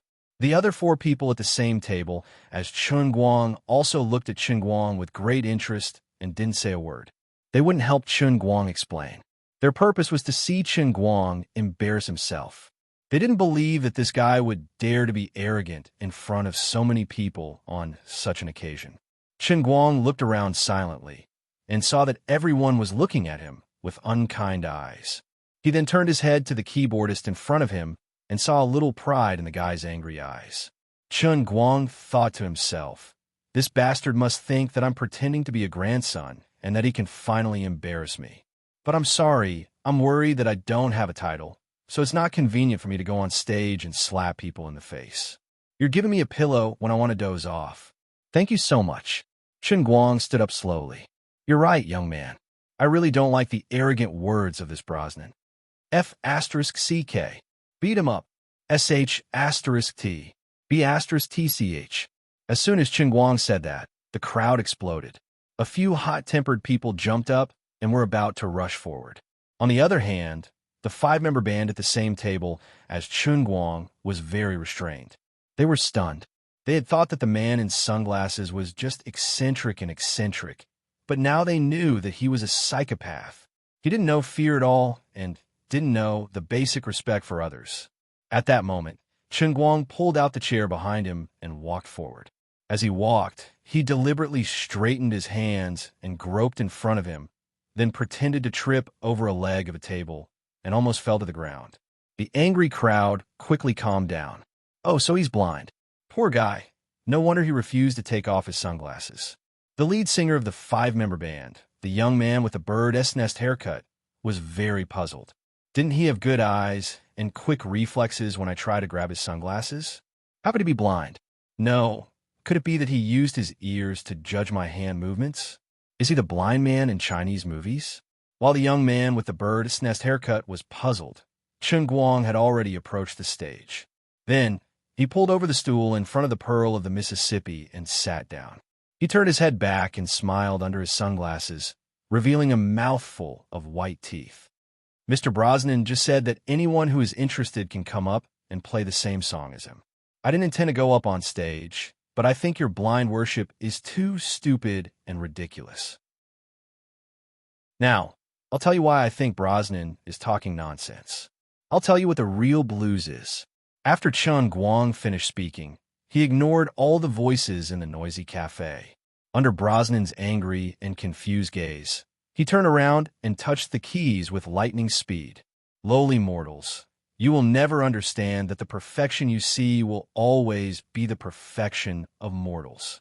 Real perfection only exists in the old man's world of cups, which is perfection created by the power of the real God. Listen up, all of you. Chapter 1099. If Brosnan's music was like flowing mercury, then Chen Guang's music was like a natural spring rain. If Brosnan's music was like dancing elves, then Chen Guang's music was like an angel flying out of the gate of heaven. Brosnan's blues was a beautiful painting for the audience in the cafe, but what Chen Guang played, which was composed by the heavenly Holy Grail and performed by the NPCs in the world in the cup, opened a holy door to perfection for the audience. To humans, there would never be a truly perfect music because humans were always striving for something better. In the human mind, perfection was something that everyone wanted to achieve, but it was impossible for them to achieve it. However, for Chen Guang and the heavenly Holy Grail, what he played might not be perfect in the endless realm of the gods, but from the perspective and level of humans, there was really nothing to nitpick about. The incomparably beautiful music shot out of Chen Guang's fingertips and lingered in the cafe. There was a saying that lingered for 3 days without ending. Although it was an imaginary saying, it actually referred to the fact that the music was so beautiful that people could not help but repeat it repeatedly in their minds. At this moment, the music that Chen Guang played had such an effect. It penetrated the eardrums and struck people's hearts, leaving a mark in the depths of their souls. Of course, although the music created by the heavenly Holy Grail was perfect, only Chen Guang was able to perform it. No matter how great a master he was, no matter how much he practiced during the performance, it would be impossible for him to be as perfect as Chen Guang. Even if there was a difference of less than 0.001 second in any of the seemingly minor notes, it would become a flaw in the entire performance process, and it would be infinitely magnified in the ears of those who understood music, thus affecting the performance of the entire piece. Just like Da Vinci's paintings, every masterpiece contained the inevitability of Da Vinci's artistic achievements, as well as the serendipity of his creative inspiration. Da Vinci had perfectly combined the two elements of inevitability and serendipity, resulting in an artistic chemical reaction that changed quantity to quality. Only then did he become a true masterpiece. On such a piece of work, even the slightest mistake that seemed insignificant, or even the size of a strand of hair, would become an unforgettable flaw. Asking others to perform Chen Guang's piece would always depend on the actual performance effects brought about by individual differences. Everyone's talent was different. The length of the fingers, dexterity, and the speed at which the brain analyzed the music score would all be different. Therefore, the rhythm in which they hit the keys would also be different. Even the personality of the pianist would affect the music they played. This was also the reason why many piano artists would have different styles when they played the same piece. However, performing the piece of the Heavenly Holy Grail did not require any personal style, only a complete and accurate reproduction of the original sound. Because the piece itself was too perfect, any individual's performance would be superfluous. As long as the piece was restored to its original state, it would be the highest artistic achievement. In the whole world, Chen Guang was the only one who could reproduce the original sound. In terms of musical creativity, Chen Guang was almost a zero, but in terms of piano performance as a humanoid jukebox, no one would dare to say that they were the best in history. What artistic talent? What's the use of that? What I pursue is accuracy. In a blur, the expressions of the people in the cafe changed from anger and confusion to unknowingly intoxicated. The same was true for Brosnan, who was standing behind Xinguang. Although he had said that anyone could go on stage and perform, he had already chosen someone in his heart. It was just that Chen Guang pretended to be blind and went on stage directly, catching him off guard. By the time he wanted to stop him, Chen Guang had already sat on the stool and started playing. Brosnan was very calm at first, but when he heard that Chen Guang's performance was different from his own and the film's original sound, he felt very disdainful at first, thinking that this blind man was too confident. Do you think anyone is qualified to adapt Ano's work? Do you know what you're doing? But before he could finish mocking Chen Guang in his heart, when Chen Guang's second note came out, he was instantly stunned, and then an unimaginable thought came to his mind. What's going on? It seems like his adaptation is better than mine and Malfoy's. How is that possible? This is music, this is art. How can I have such a feeling after listening to it for only a few seconds? An artistic achievement is not a 100-meter race. How can it be so easy to judge whether it's good or bad? I must have been hallucinating just now. Once again, Brosnan focused his mind and worked even harder to comprehend the movement that Chen Guang had performed. His own artistic achievement could be considered the highest in the cafe at that time. When he was fully immersed in it, he was completely intoxicated in it in an instant, standing still like a wax figure in Madame Tussauds wax museum. In a trance, he felt that he was vaguely wandering in the sea of music, unable to extricate himself. Each note played by Chen Guang was like a stunning brush stroke on a canvas, forming a picture in front of Brosnan, pulling him into it. These notes were like bricks, building one beautiful building after another around him, making him feel like he was in a quiet castle, and then he felt like he was in a Munich factory with roaring machines, and then he felt like he was standing in front of the Louvre and looking up. Vaguely, the picture changed again, and Brosnan's memory was pulled back to his childhood. Looking around, the eyes of the 61-year-old Brosnan were filled with the back of his 16-year-old self. He seemed to have returned to the campus full of fragrant camphor trees, walking side by side with Valina on a path sprinkled with dried yellow leaves. With every step he took, he could hear the rustling sound of the fallen leaves being stepped on. Valina was also using her Oriole-like voice to sketch out a beautiful future for the two of them. The soothing and melodious blues completely dragged the old man, named Brosnan, into a whirlpool of memories, sinking deeper and deeper until even his soul was about to be swallowed. When the music gradually stopped, Brosnan came back to himself after a long time. When he touched his face, he found that it was wet with tears. Valina had been dead for almost 10 years, and the lilacs in front of her grave had been replaced 20 times. He looked around again and saw that the hundreds of people in the large cafe were also in the same situation. Everyone's face was covered with tears. Even the strong men who played ice hockey also had tears in their eyes. Chen Guang, who was disguised as a blind man, stood up. A middle-aged black man next to him hurriedly stood up and pushed his chair to Chen Guang. "Sir, please sit down." Chen Guang did not stand on ceremony with him. He sat down calmly. If he had only shown an ordinary level of strength, Brosnan's fans in the cafe would not have been so impressed by him and respected him so much. However, what Chen Guang had brought out was a perfect adaptation from the world in cups, which was the most perfect tune in the truest sense. Although piano performance in the general sense could not be judged easily, The level that Chun Guang had shown was so high that it would become an eternal classic that would transcend time. The strength that he displayed was so overwhelming that many people present, like Brosnan, quickly had the thought that his adaptation was better than the others. However, others did not know that this was the result of the heavenly Holy Grail. They just thought that it was Chun Guang's adaptation and creation. People's admiration for him instantly rose to another level and realm. People slowly turned their eyes to Brosnan and could not help but sympathize with this famous jazz master. This was supposed to be his stage. How could such a blind master appear out of nowhere? The five-member punk band that had forced Chun Guang onto the stage was now extremely embarrassed. If this blind master had only walked onto the stage by himself, Mr. Brosnan would not have been too embarrassed. However, it was precisely because of the provocation of these people that Mr. Brosnan had said in public that he thought Mr. Brosnan was just talking nonsense. Previously, they had thought that Mr. Brosnan was ignorant, but now they knew that Mr. Brosnan was the real deal. What he had said was right. This was King embarrassing. Wasn't this putting Mr. Brosnan on a fire?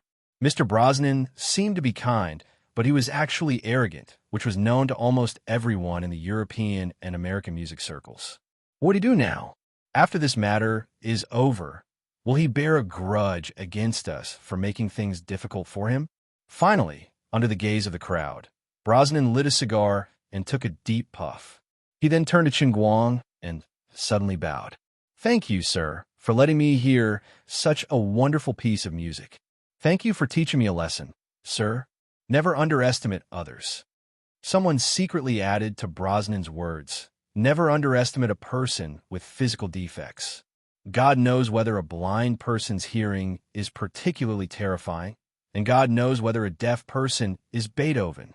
Chun Guang, who had successfully shown off, was also in a good mood. Sitting on a chair, he nodded at Brosnan in a manner that was full of seniority. "Mr. Brosnan, you're too polite. You're also very outstanding.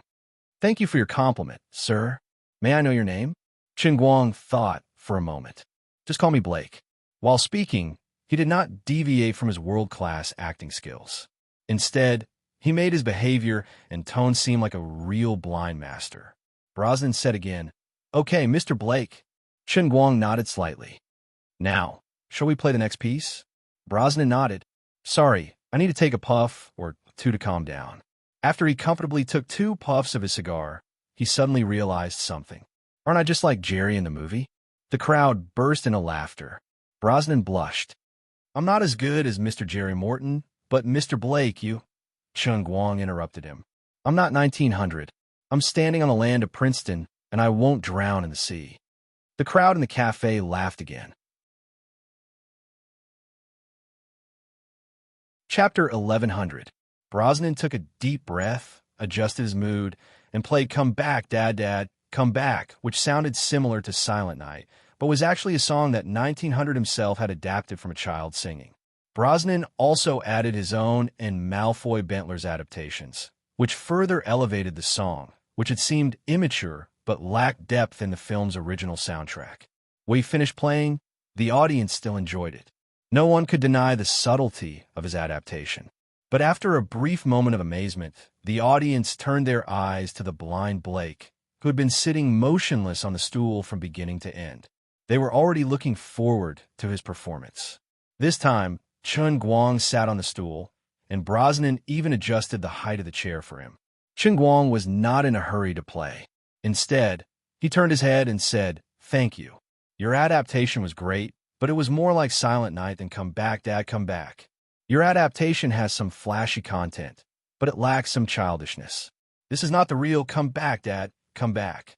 You can even say that the song composed by Ennio Morricone and performed by Gita Buddha is not 1900 Come Back, Dad, Come Back.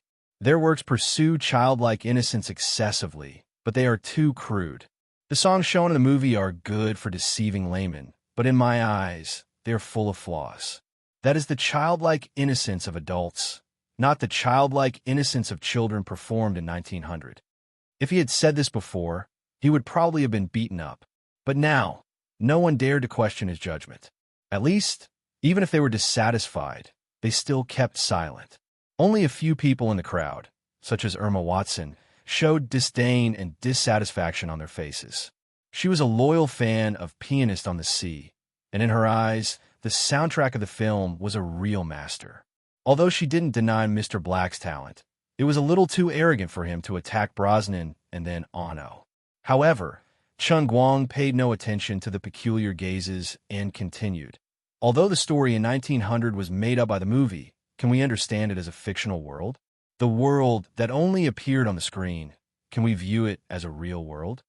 At this time, someone rushed to answer, Mr. Blake, your words are very similar to the book written by the Huaxia, right, Chun, that I read before. It's like what he said about the World School of Performing Arts. Chun Guang smiled and nodded. Yes, I think so too. All right, let's get back to our music.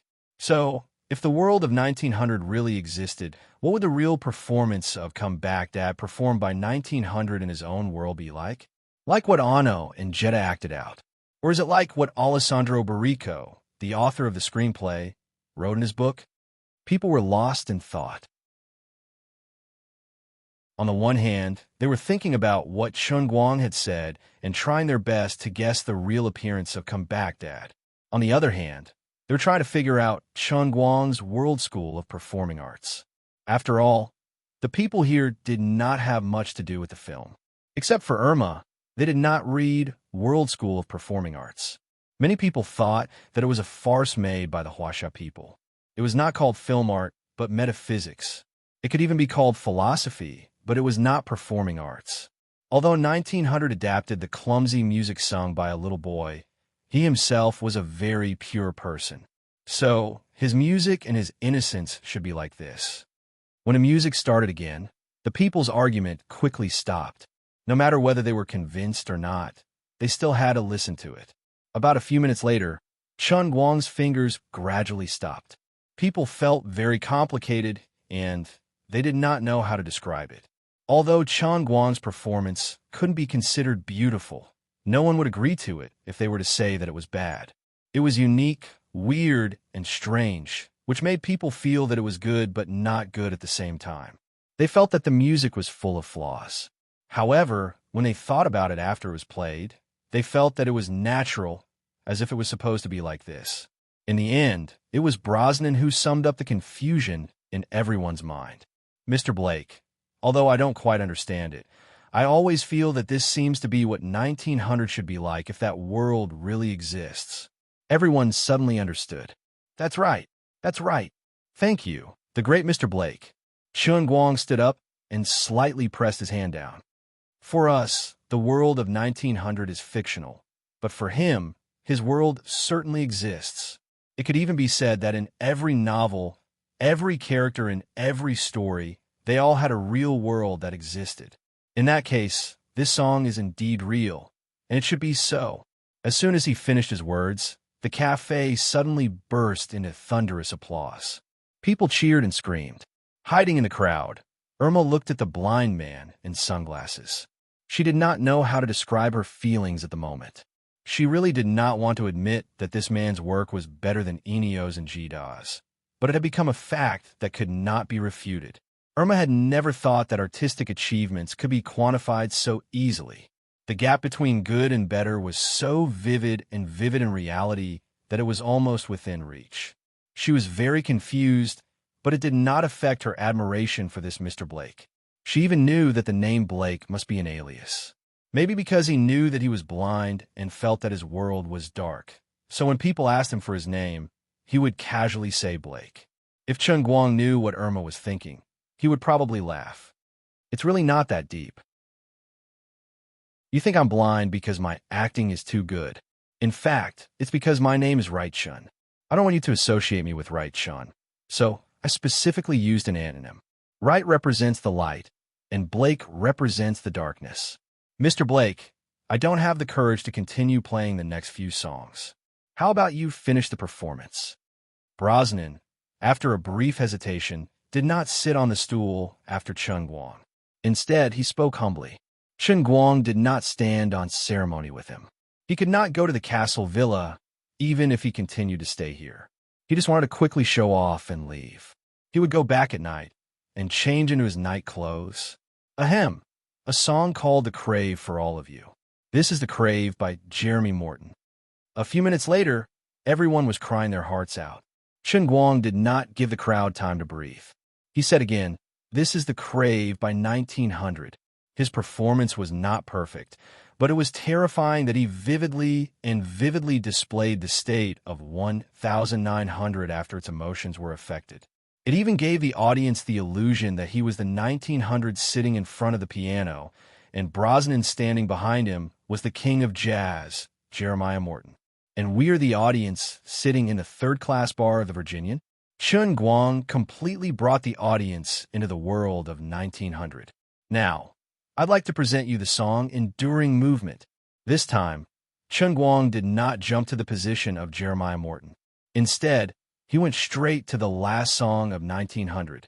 When the storm-like notes suddenly stopped, the audience's faces were as cold as frost. It was as if they were standing on the side of the Virginian and had been hit hard by the sea storm. They wiped their faces and found that their palms were wet with sweat. They had not expected that they would sweat while listening to a piece of piano music. The audience gradually came to their senses and focused their eyes on the piano on the stage. They were surprised to find that Mr. Blake, who should have been sitting there, had disappeared. Where is he? At this moment, Brosnan's body was trembling and his hands were shaking. He took out a pack of Marlboros from his pocket and gently put the cigarette but on the strings of the Mississippi Pearl. The flame lit up like stars. Brosnan raised the butt of his cigarette. It burned very slowly, but it was beautiful. There was no sound in the cafe. People seemed to be able to hear the rustling sound of the burning cigarette, but Brosnan's movements were just like 1900 in the movie, but no one thought he was 1900. The real 1900, Mr. Blake, had left. The hockey players sitting at the entrance of the cafe were the first to react. They rushed to the door, only to find that it was empty outside. Mr. Blake was nowhere to be seen. People turned back to question the punk band members who had been sitting at the same table as Chen Guang. What did these poor young people know? They could not answer anything. Others asked them what they had talked about with Mr. Blake. Although they also admired Blake, they were still quite indignant about what had happened to them just now. Therefore, they exaggerated and described Chen Guang's arrogance and unreasonableness. Unexpectedly, after the others heard it, they did not feel like they had a common enemy. Instead, they were all amazed. This is the character of a real great artist. Handsome, so handsome. Even if he is blind, I want to have children with him. The unruly great artist. It's a pity that we couldn't get his phone number. Who do you think he could be? God knows. I can't think of any possible identity. Blake is a fake name, right? Yes, the night gave me black eyes, but I used them to find the light. This is what a Huasha poet said. I think it's the best way to describe Mr. Blake. Irma was also in the crowd, but she did not say a word. A name popped up in her mind. Although it seemed unbelievable, after all, everyone knew that the Huasha Chen Guang was not blind. That Mr. Blake could not have been pretending to be blind, whether it was the small movements he made when he walked or other aspects. Irma swore with her most professional actor's eyes. But Blake's character and the Huasha Chen Guang's character. The same black hair, the same arrogance, and the same recognition of the world's performing arts. Oh yes, the Huasha Chen Guang's piano skills were also very scary. The most important thing was the Huasha Chen Guang's perfect acting skills. These two people were probably the same person. Irma thought so, but we would never have thought that not only could he play the piano, but his artistic achievements were also so high. If he did not act in movies, he would definitely become the greatest pianist in history. Chapter 1101. But the next moment, Irma came to her senses. No, his World Faction Performing Arts was also the greatest performing arts monograph in human history. He had forcibly elevated the performing arts to a whole new level. Irma Watson squeezed her satchel, which contained the second volume of World Faction. She had bought a big gift pack of the hardback book, which cost $29 along with the movie tickets. It was now out of print. She had finished reading the first volume and was now eagerly reading the second volume. The theory in the book was a little difficult for her to understand. This was because her attitude was different from that of ordinary people. Ordinary people could treat such a book as a novel or a reading book, but she was different. She was a professional actress. After discovering the meaning of the book, she treated it with the attitude she had when she was in university. She required herself to have a deep understanding of every paragraph in the book, which made her study slower than ordinary people. She even felt that she might have to read it 5 or 6 times. Apart from the second volume of World Faction, she also had a notebook wrapped in calf leather in her bag. It was filled with her notes. She felt that she might have to fill another 5 or 6 notebooks. Although she had not finished reading World Faction, as a professional actress, Irma's intuition told her that the Chinese Chen Guang's achievements in the performing arts should also be world-class, not inferior to his achievements in the piano. Irma walked out of the cafe unknowingly. Looking at the people outside, her mind fell into endless confusion. Was there really such a great person in this world? Was that Chinese man sent by God to rule the arts? If one day he suddenly said that he wanted to paint, and his paintings were comparable to Da Vinci's or Van Gogh's, wouldn't it be too surprising? I almost forgot that he did know how to sculpt, but it was just a subcategory of sculpture called microsculpture. At that moment, Chen Guang did not know that he had successfully made Irma Watson a fan. He was sitting in his hotel room, feeling extremely pained. His face looked as if he had eaten 3 pounds of flies. He really did not know how much the Oscar judges in Eton Manor feared him if he did not personally ask around. That Malfoy Bentler even stood up for the keynote concert with Brosnan. You can do it. You really can. Buddy, I'm going to double-click 666 100 times. Boss, what's the situation? Fong Tianyu opened the door and poked his head in. Let's not talk about it. How about going downstairs for dinner? Chen Guang turned his head and looked at Fong's head. I say, Xiao Fong, if I directly state the price and spread the word that I'll get 100,000 US dollars for every hour I talk to you, will those big shots come? Fong Tianyu shook his head like a rattle drum. No, absolutely not. Chen Guang asked why. Fong Tianyu pinched his fingers and calculated. In North America, a foreign supermodel would usually accompany a foreign woman to eat and play. This price is going to make people think the wrong way. F***CK. Your way of thinking is to that. But didn't Donald Joshtyne run naked just now? Isn't it normal for others to think that you're interested in old chrysanthemums? Chen Guang silently looked at Fong Tianyu's face, not saying a word for a long time. Fong Tianyu turned and ran away. Boss, I'll get someone to send you dinner later. Chen Guang shouted from behind. Come back here. There's something else. After waiting for a few minutes, Fong Tianyu mustered up the courage to open the door again. Chen Guang sighed. There's no other way. Prepare a knight's suit for me. F***CK, boss, are you serious? You'll get a heavy sentence. Chen Guang looked at Fong Tianyu as if he wanted to eat him alive. What the F***CK are you thinking about? What do you know? I'm going to make a dirty deal with them. Fong Tianyu trembled violently. Oh my God. Chen Guang realized that he had said the wrong thing. Don't F***king think about it. I'm not talking about that kind of dirty deal. No, it's okay, boss. I won't laugh at you. Are you tired of living? I just want to talk to them. Okay.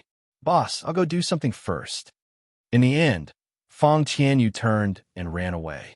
Chen Guang felt that after he was done with this matter and returned to China, he must find a suitable reason to improve the fighting skills of his 4 great warriors, especially Fong Tianyu and Lu Xiaoliang, who were in cahoots with each other. This is for your own good. If you follow me, you'll definitely be hated by others. If you train your skills better, you won't be beaten up by others on streets. This is for your own good. Just as he was complaining, Fong Tianyu came back. Chen Guang laughed sinisterly. Yo, come, Fong Tianyu. I suddenly feel that it's easy to make enemies when you follow me. Stick your head in here. I'll give you a buff and teach you some self-defense skills. Fong Tianyu would not fall for this trick. Boss, I don't want 8 blessings.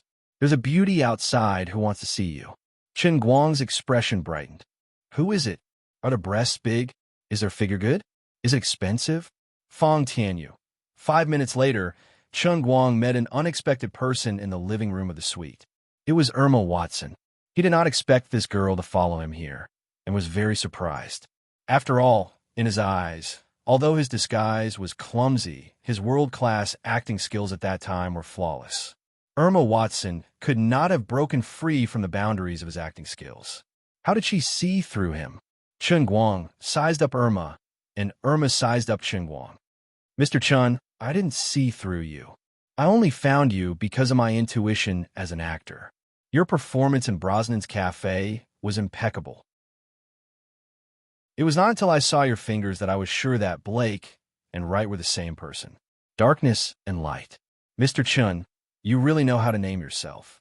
To his surprise, Irma spoke first and dispelled Chen Guang's doubts. Chen Guang shrugged. Fine. A woman's intuition is really the most powerful mirror in the world. Mirror? What's that? You can think of it as Harry Potter's anti-magic spell. Irma smiled. I'm not Irma Watson. Chen Guang nodded. I know. What can I do for you? You're not mocking me on behalf of William Jones, are you? I remember you were his friend. Irma shook her head and combed her long brown hair. I don't know Mr. Jones very well. Attending his premiere was just a task that my grandfather gave me. Who's your grandfather? James Watson. Chen Guang raised his eyebrows. Sounds like a big shot. Irma nodded. He used to be, but not anymore. My grandfather is the former chairman of the Oscar committee. Chen Guang's interest was piqued. He did not expect Irma to be so direct. So what's your purpose in looking for me? Irma suddenly became excited. Mr. Chen, before I met you in the coffee shop, I was reading your World Pie. I don't care what other people think of you, but I feel that if you really wrote this book, your achievements in the performing arts are unprecedented. Although Chen Guang was often fawned on by others, he felt a little embarrassed when he was fawned on by an international friend. Furthermore, it was a long-haired lady who wasn't particularly stunning. Furthermore, she was the granddaughter of the previous chairman of the Academy Awards. Ms. Watson, you have good taste. Irma covered her mouth and laughed. Mr. Chen, you are as straightforward as people say. I used to think that you were rude, but now I understand that your confidence stems from your achievements. It's not rude. Chen Guang nodded. That's right. Those who look down on me are blind. Irma Watson nodded. That's right. My grandfather is also senile. I especially admire people who put righteousness before family. You can't lose justice just because of friendship. Irma nodded again. That's right. Also, I heard your performance in the coffee shop today. Do you know what they said about you after you left? Chen Guang chuckled. Irma, you're too polite. Just call me Wright. What did they say about me? They said that Mr. Chen is the greatest pianist in the last 100 years. You flatter me. I don't deserve it. Chen Guang was not being modest at all. He was just a human jukebox. Asking him to compose was asking for his life. The greatest pianist lived up to his name, but being an artist was a waste. Right, you know how to be modest. But I feel that ever since you came to America, you've been treated unfairly. I think this can't go on. It will become a stain on the history of art. Finally, Irma spoke the words that Chen Guang wanted to hear the most. Chen Guang let out a long sigh. Why didn't I know you earlier? There are so few reasonable Americans like you, Irma. I came to Princeton for this purpose, but they didn't want to see me. I'm so upset that I can't sleep. Irma suddenly felt uneasy. My grandpa's worries are not unreasonable. After all, Mr. Josh Danny, don't say any more.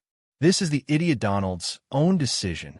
If he had told me earlier that he planned to fulfill his promise, I would have been the first to jump out and stop him.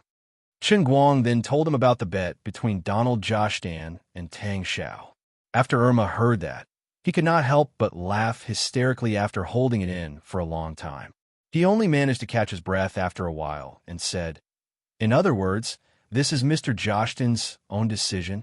Nonsense. His body is so bad. Who wants to see him naked? Then you're really screwed by Mr. Josh Dan. Of course. This is the biggest setback I've ever experienced since I started my career. Irma suddenly stood up and clenched her fists. So, right, I want to help you. If Chen Guang was not afraid that he would accidentally attract girls abroad, he would have hugged her by the waist. This was the only real human warmth that he had encountered since he started his career in the North American film industry. Wait a minute, I'll call my grandpa and ask him to come here. Chen Guang was puzzled. Mr. Watson is also in Princeton? Yes, Grandpa is in the castle. Chen Guang looked down at the celebrity encyclopedia on his phone. He likes to wear Mickey Mouse underwear. Ah, yes, right? How did you know? Chen Guang silently covered his face. I really don't want to know. That's the nightmare of my life. After waiting for about an hour, Chen Guang and Irma had dinner together. James Watson finally arrived, but he refused to meet in the hotel room. He insisted on meeting in the park opposite the hotel. Helpless, Chen Guang and Irma went downstairs side by side. They sat on a bench in the park for a full 20 minutes before the old man sneaked out. In fact, Chen Guang already knew that he was hiding behind a bush not far away, secretly looking at him. However, he could not drag him out.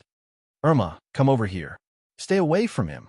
Old James stood 5 meters away like a retired agent, waving at Irma from afar. At the same time, he looked at Chen Guang with a guarded expression. The two had to spend a full 10 minutes to dispel old James' suspicions. He burst out laughing like Irma. At the same time, Chen Guang felt that the laughter of the two of them had been passed down from generation to generation. It was as if they were sawing wood. Mr. Watson, I really don't have any bad intentions. I really want to do something for the film industry. You can think that I'm shameless, but I feel that I've already shown enough sincerity and respect for the Oscars by writing World's Pie and Making Women. This award is very important to me. It's a matter of life and death. I can't wait a year. Chen Guang and old James struggled to explain. But old James had obviously not seen World's Pie or Women. Although he had his granddaughter as a middleman, he still looked doubtful. Irma, who was next to him, was furious. My dear Grandpa, what did you teach me in the past? If you want to question something, you have to understand it first. You also told me not to discriminate against others just because their skin color is darker than ours. Obama and Bush are both our presidents. But why did you suspect Mr. Chun just because of his skin color? Old James blushed at Irma's words. He waved his hands and said, Okay. It's 8 o'clock in the evening. There will be a screening of Women in half an hour. Why don't we go and watch it now? Irma was overjoyed. Grandpa, you seem to know a lot about the screening schedule for Women. Old James sighed. How could I not? The box office of this movie today has almost broken $50 million. The movies made by our peers are almost suffocating from the pressure. Chen Guang was shocked. It's even higher than yesterday? That's impossible. Old James looked back at him. Even you don't think it's possible, let alone us. Forget it. Let's go and see. 2 hours and 40 minutes later, Chen Guang and Irma walked out of the cinema with old James on each side. Poor old James. As a veteran director, his understanding of movies was far beyond that of ordinary people. That was why he fell deeper than those medical experts and piano masters. The three of them walked all the way to the brightly lit park before old James suddenly let out a shout. God, my dear God, Jesus, why didn't I see this great movie 50 years earlier? Let me see Right Chin's great performance earlier. Oh my God, I just want to kneel down to the great Right Chin. What kind of stupid mistake did I make? Chen Guang really blushed this time. Culture people are really different. They're really good at flattering people. I'm about to fly into the sky. It really wasn't easy for me. I finally found a breakthrough. Chapter 11:02. Mr. Watson, then, shall we go to Eaton Manor now? After waiting for another 10 minutes or so, old James finally calmed down, and Chen Guang said excitedly. He couldn't wait to convince all the members of the Motion Picture Association. Whether it was the box office or the reputation, Women had reached the standard for the Oscars.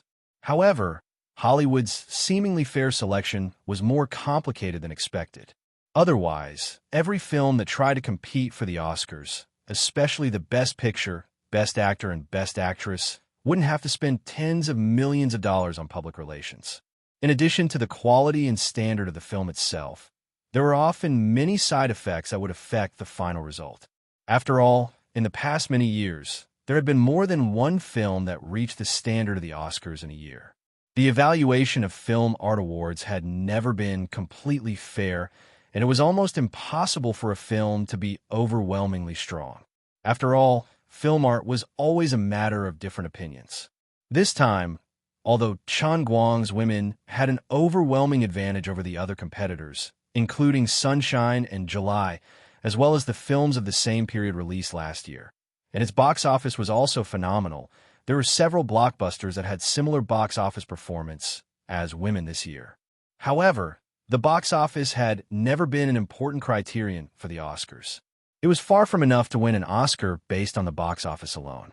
Chen Guang couldn't hope to cater to all the judges, but he had to at least rope in a few heavyweights among the judges. At least he had to get through the preliminary selection and get on the list of nominees. If he couldn't even get on the list, he wouldn't be able to win an award. I'm sorry, Mr. Chen. I may not be able to agree to your request. We can't go to Eden Manor now. Unexpectedly, after a short consideration, old James rejected Chen Guang's proposal. Chen Guang's expression changed slightly. He didn't quite understand, so he turned to look at Elma Watson next to him. Elma understood Chen Guang's meaning and asked, "Grandpa, why?"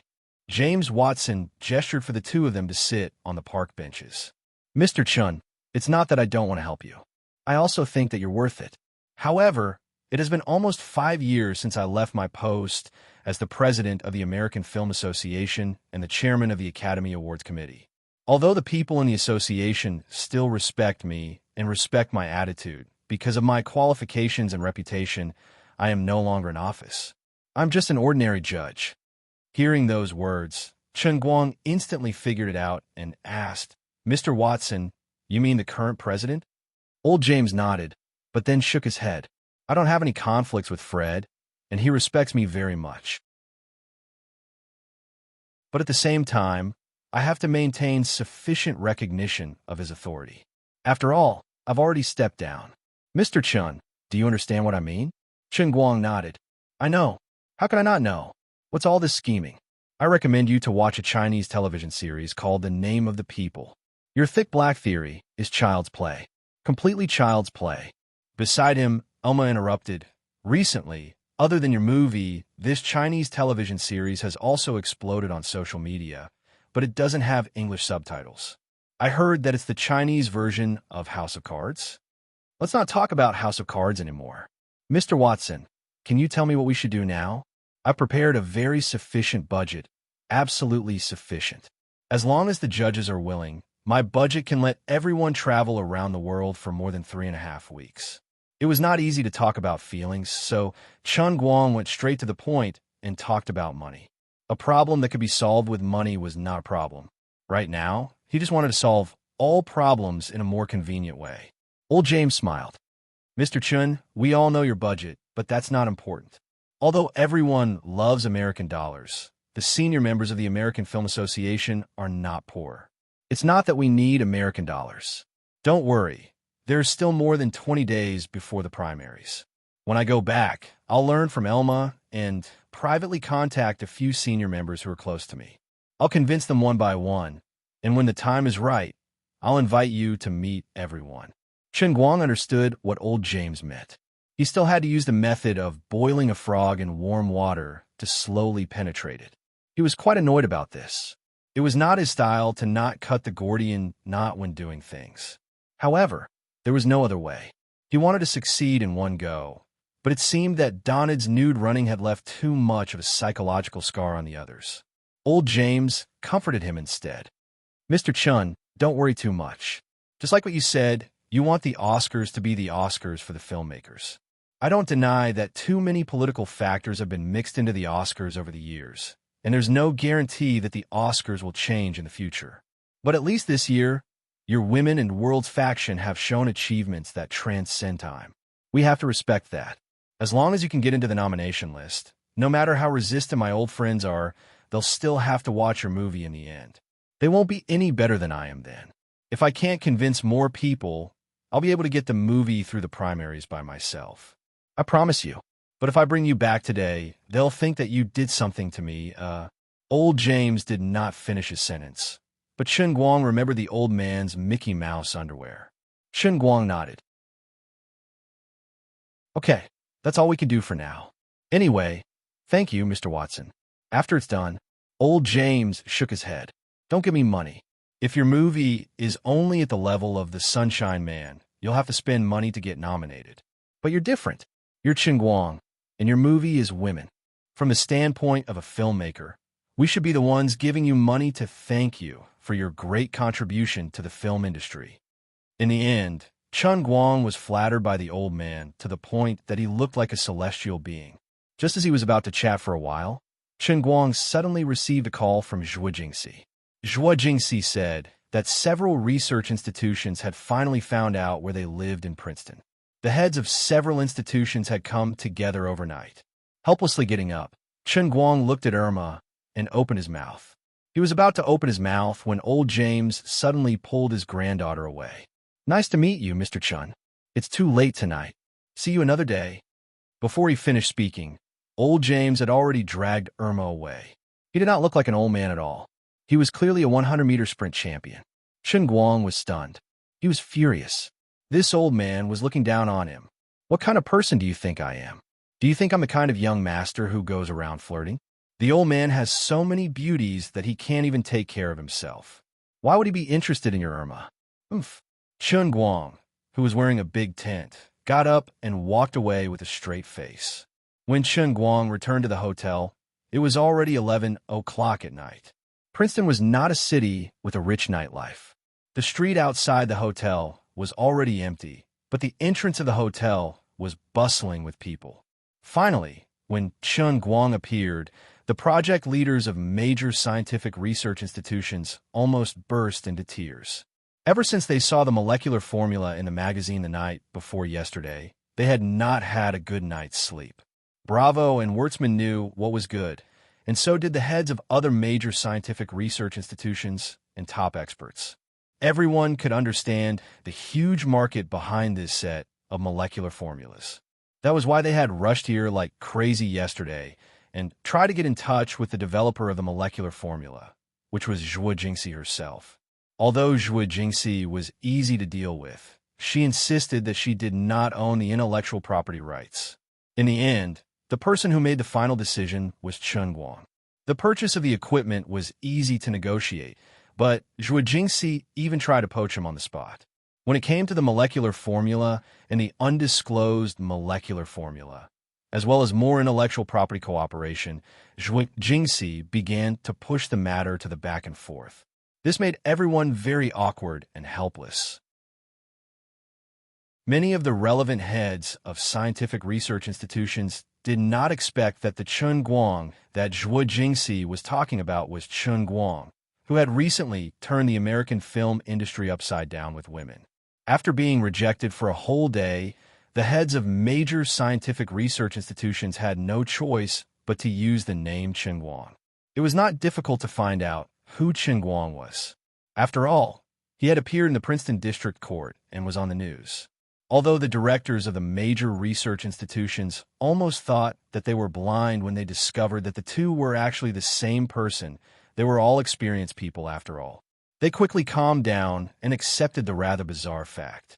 It was not difficult to find out where Chen Guang and Zhuo Jingxi were staying. Soon, the major institutions confirmed where Chen Guang was staying. This was a market worth hundreds of billions of dollars.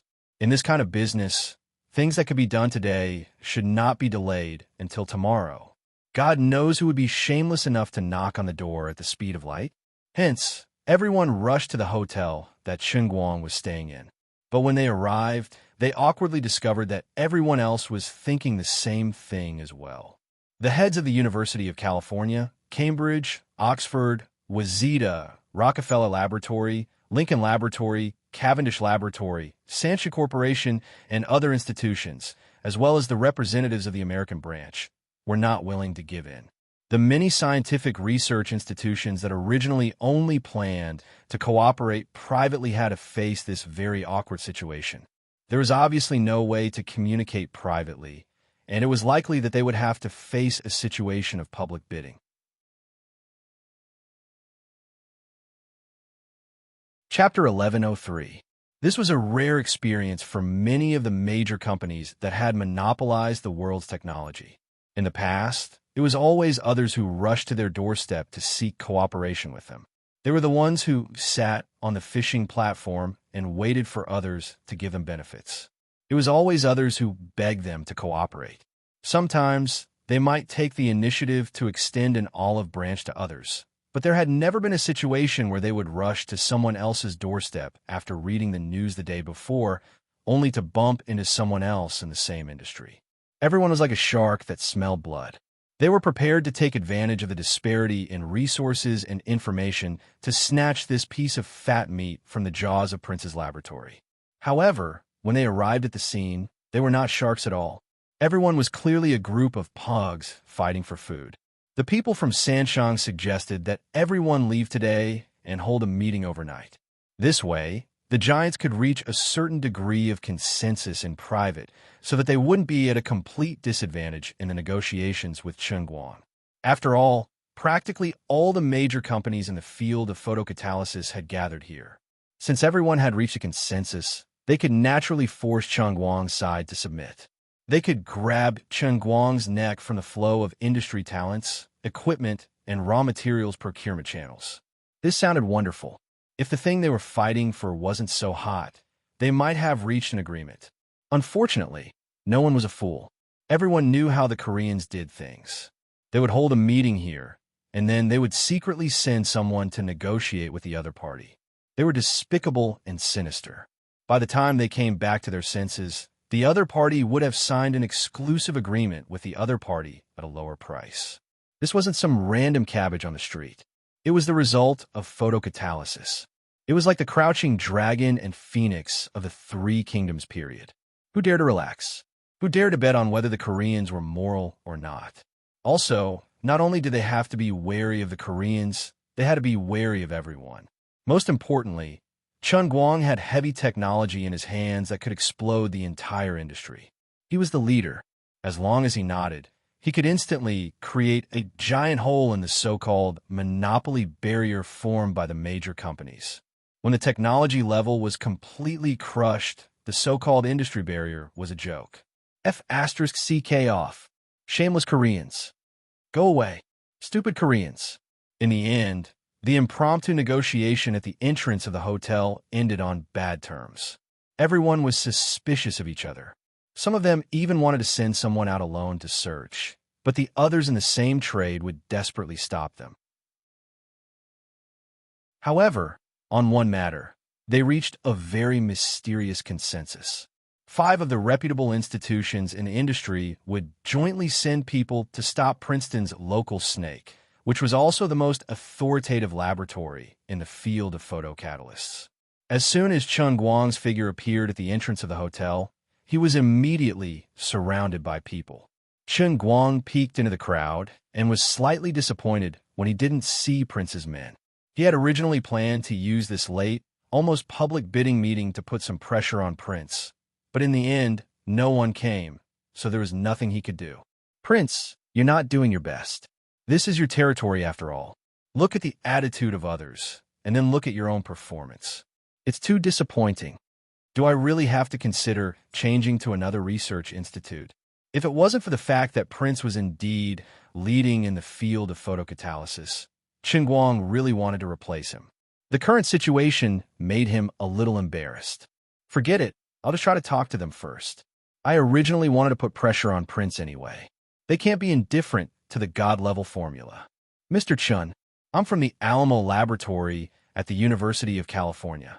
Mr. Chun, let's talk. I'm from the Lincoln Laboratory at the Massachusetts Institute of Technology. Mr. Chun, Chengguang was surrounded so tightly that not even a drop of water could trickle through. These people were either experts in the academic world or the heads of various organizations and companies. They weren't as arrogant as they usually were, and they were as passionate as students asking their teacher questions. In Chengguang's opinion, it wouldn't be a problem for him to receive more people, but his nose couldn't take it. This group of men is so unreasonable. You guys are obviously here to talk business. Can't you guys take a good bath first? Are you guys trying to kill me? Otherwise, can you guys send some good-looking girls to caress the old man?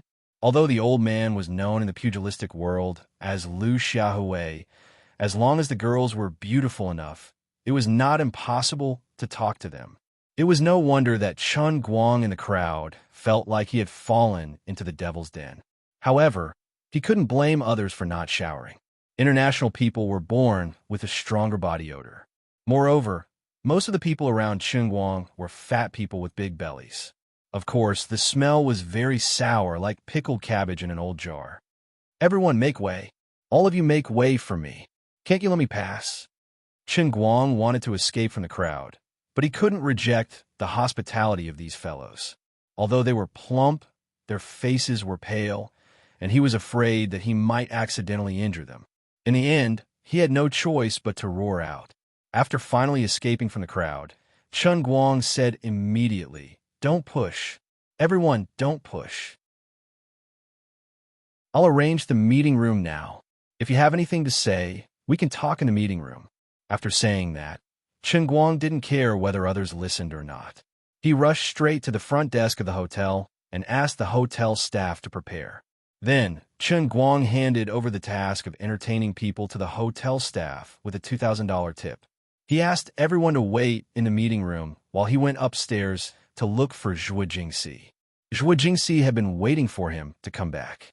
She was still awake. When Chen Guang knocked on the door, she had just finished organizing her documents. Opening the door, Zhuo Jingxi asked with a smile, "You're back? How's the discussion about the movie going?"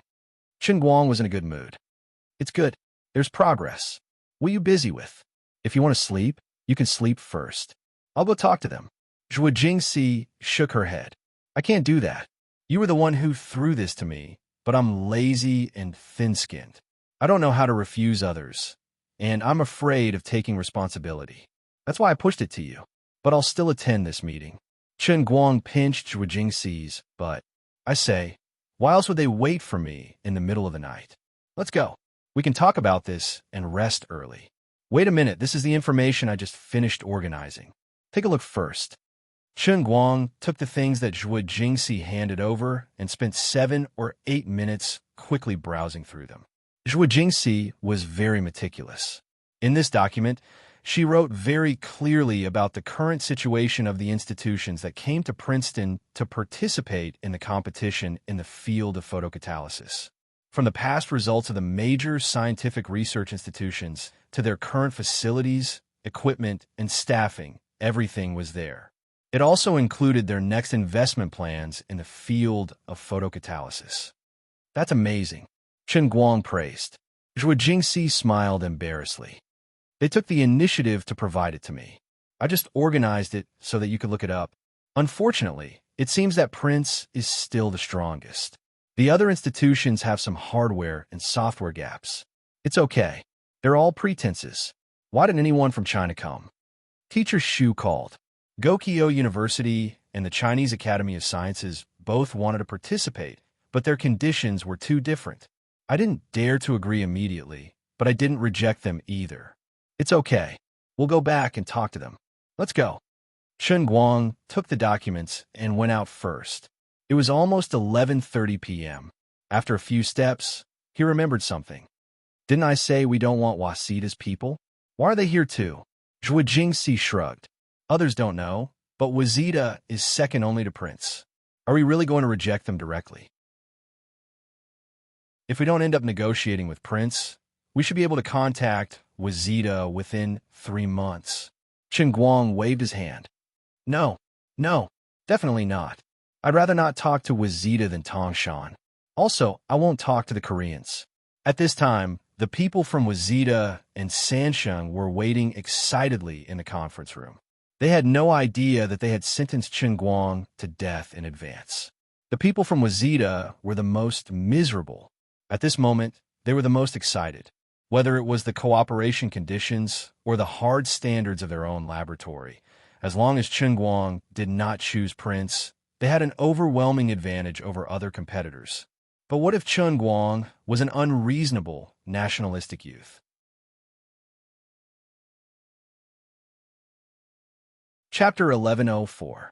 Zhuo Jingxi couldn't understand Chen Guang's inexplicable stubbornness.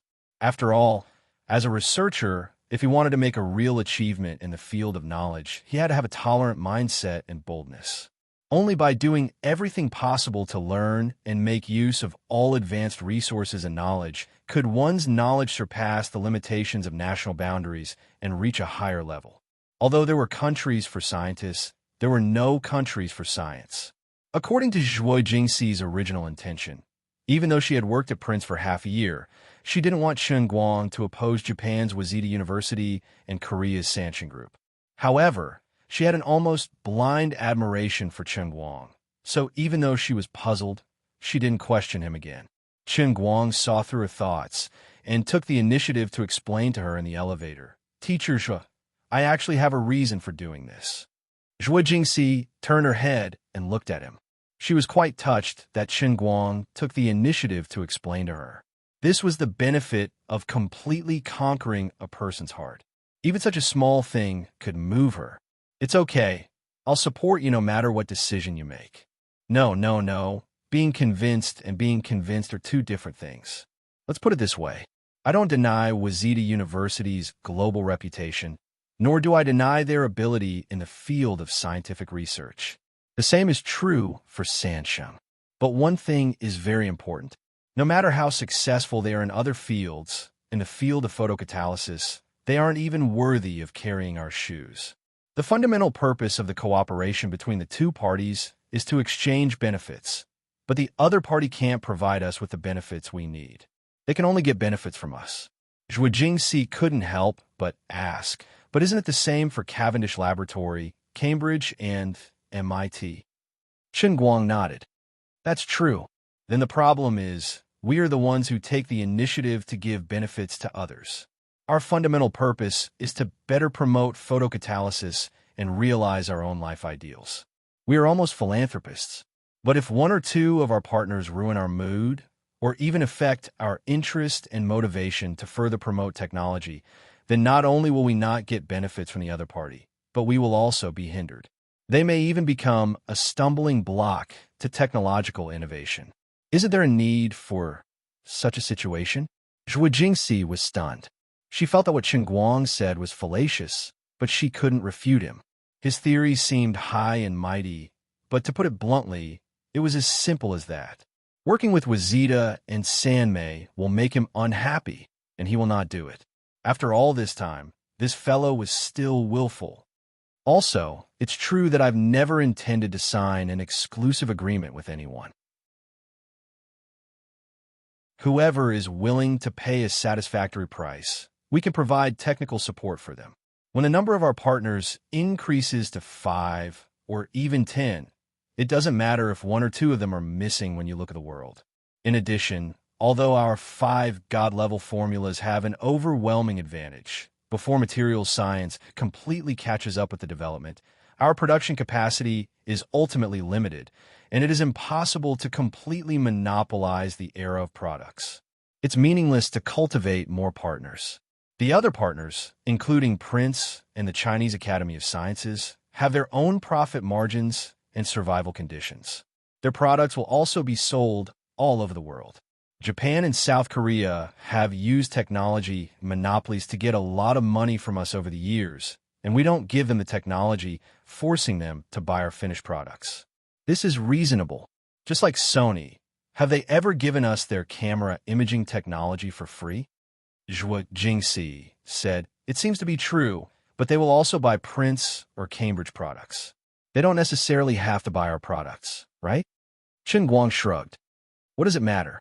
We will give more to others and be more generous to the Chinese Academy of Sciences. Isn't that enough? Let's eat the meat first, and then let others drink some soup." The elevator door opened, and Zhuo Jingxi was completely convinced by Chen Guang. She replied to Chen Guang with a sentence that made him blush. "You're amazing. You're so far-sighted. I'm sorry, I don't deserve it." Chen Guang secretly wiped his sweat. Fortunately, the old man knew how to bluff, or Teacher Zhuo would have found out that he was a 50-cent fanatic. The two of them entered the conference room, and the people in charge of the major technology companies and institutions all stood up. However, Chen Guang, who wasn't even 21, acted like an old man as he gestured for everyone to sit down with a smile.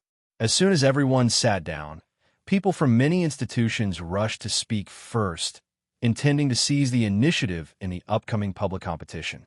This should have been the most sophisticated technology exchange conference in the world, but in just a few seconds, it turned from a scholarly meeting into a noisy and chaotic market. If it wasn't for the fact that he couldn't put down his pride, Chen Guang felt that they would have fought on the spot. Quiet down. Everyone quiet down. Chen Guang waved the information booklet that Zhuo Jingxi had organized for him and shouted loudly. Seeing that no one paid attention to him, he had no choice but to slam the table heavily. Only then did he manage to control the situation. When the big shots finally quieted down, Chen Guang slammed the table again and said, "Everyone, stop arguing. It's useless. Everyone has the right to speak, but everyone here is a scholar and an elite from a major institution. You should know how to communicate the most efficiently, right? It's almost midnight now. Shouldn't we use the fastest efficiency to carry out the most public preliminary communication? It's impossible to reach an immediate consensus tonight. Then, our main goal now is to improve the understanding between both sides. Then, all of you can reevaluate our actual value. We also need to conduct a more comprehensive evaluation and consideration of your side. As for the real cooperation, we have to go back and talk about it step by step. So, everyone, please calm down first and complete the preliminary communication tonight as soon as possible. Then, go back and rest early, right? The big shots first looked at each other and quickly calmed down. They all accepted Chen Guang's words in their hearts. But very quickly, they looked at each other in dismay, revealing astonished expressions. They didn't expect Chen Guang to be so mature at the negotiating table and completely control the situation with just a few words. After all, although Chen Guang was famous in the past, other than his personal achievements, the flaws in his character were very obvious.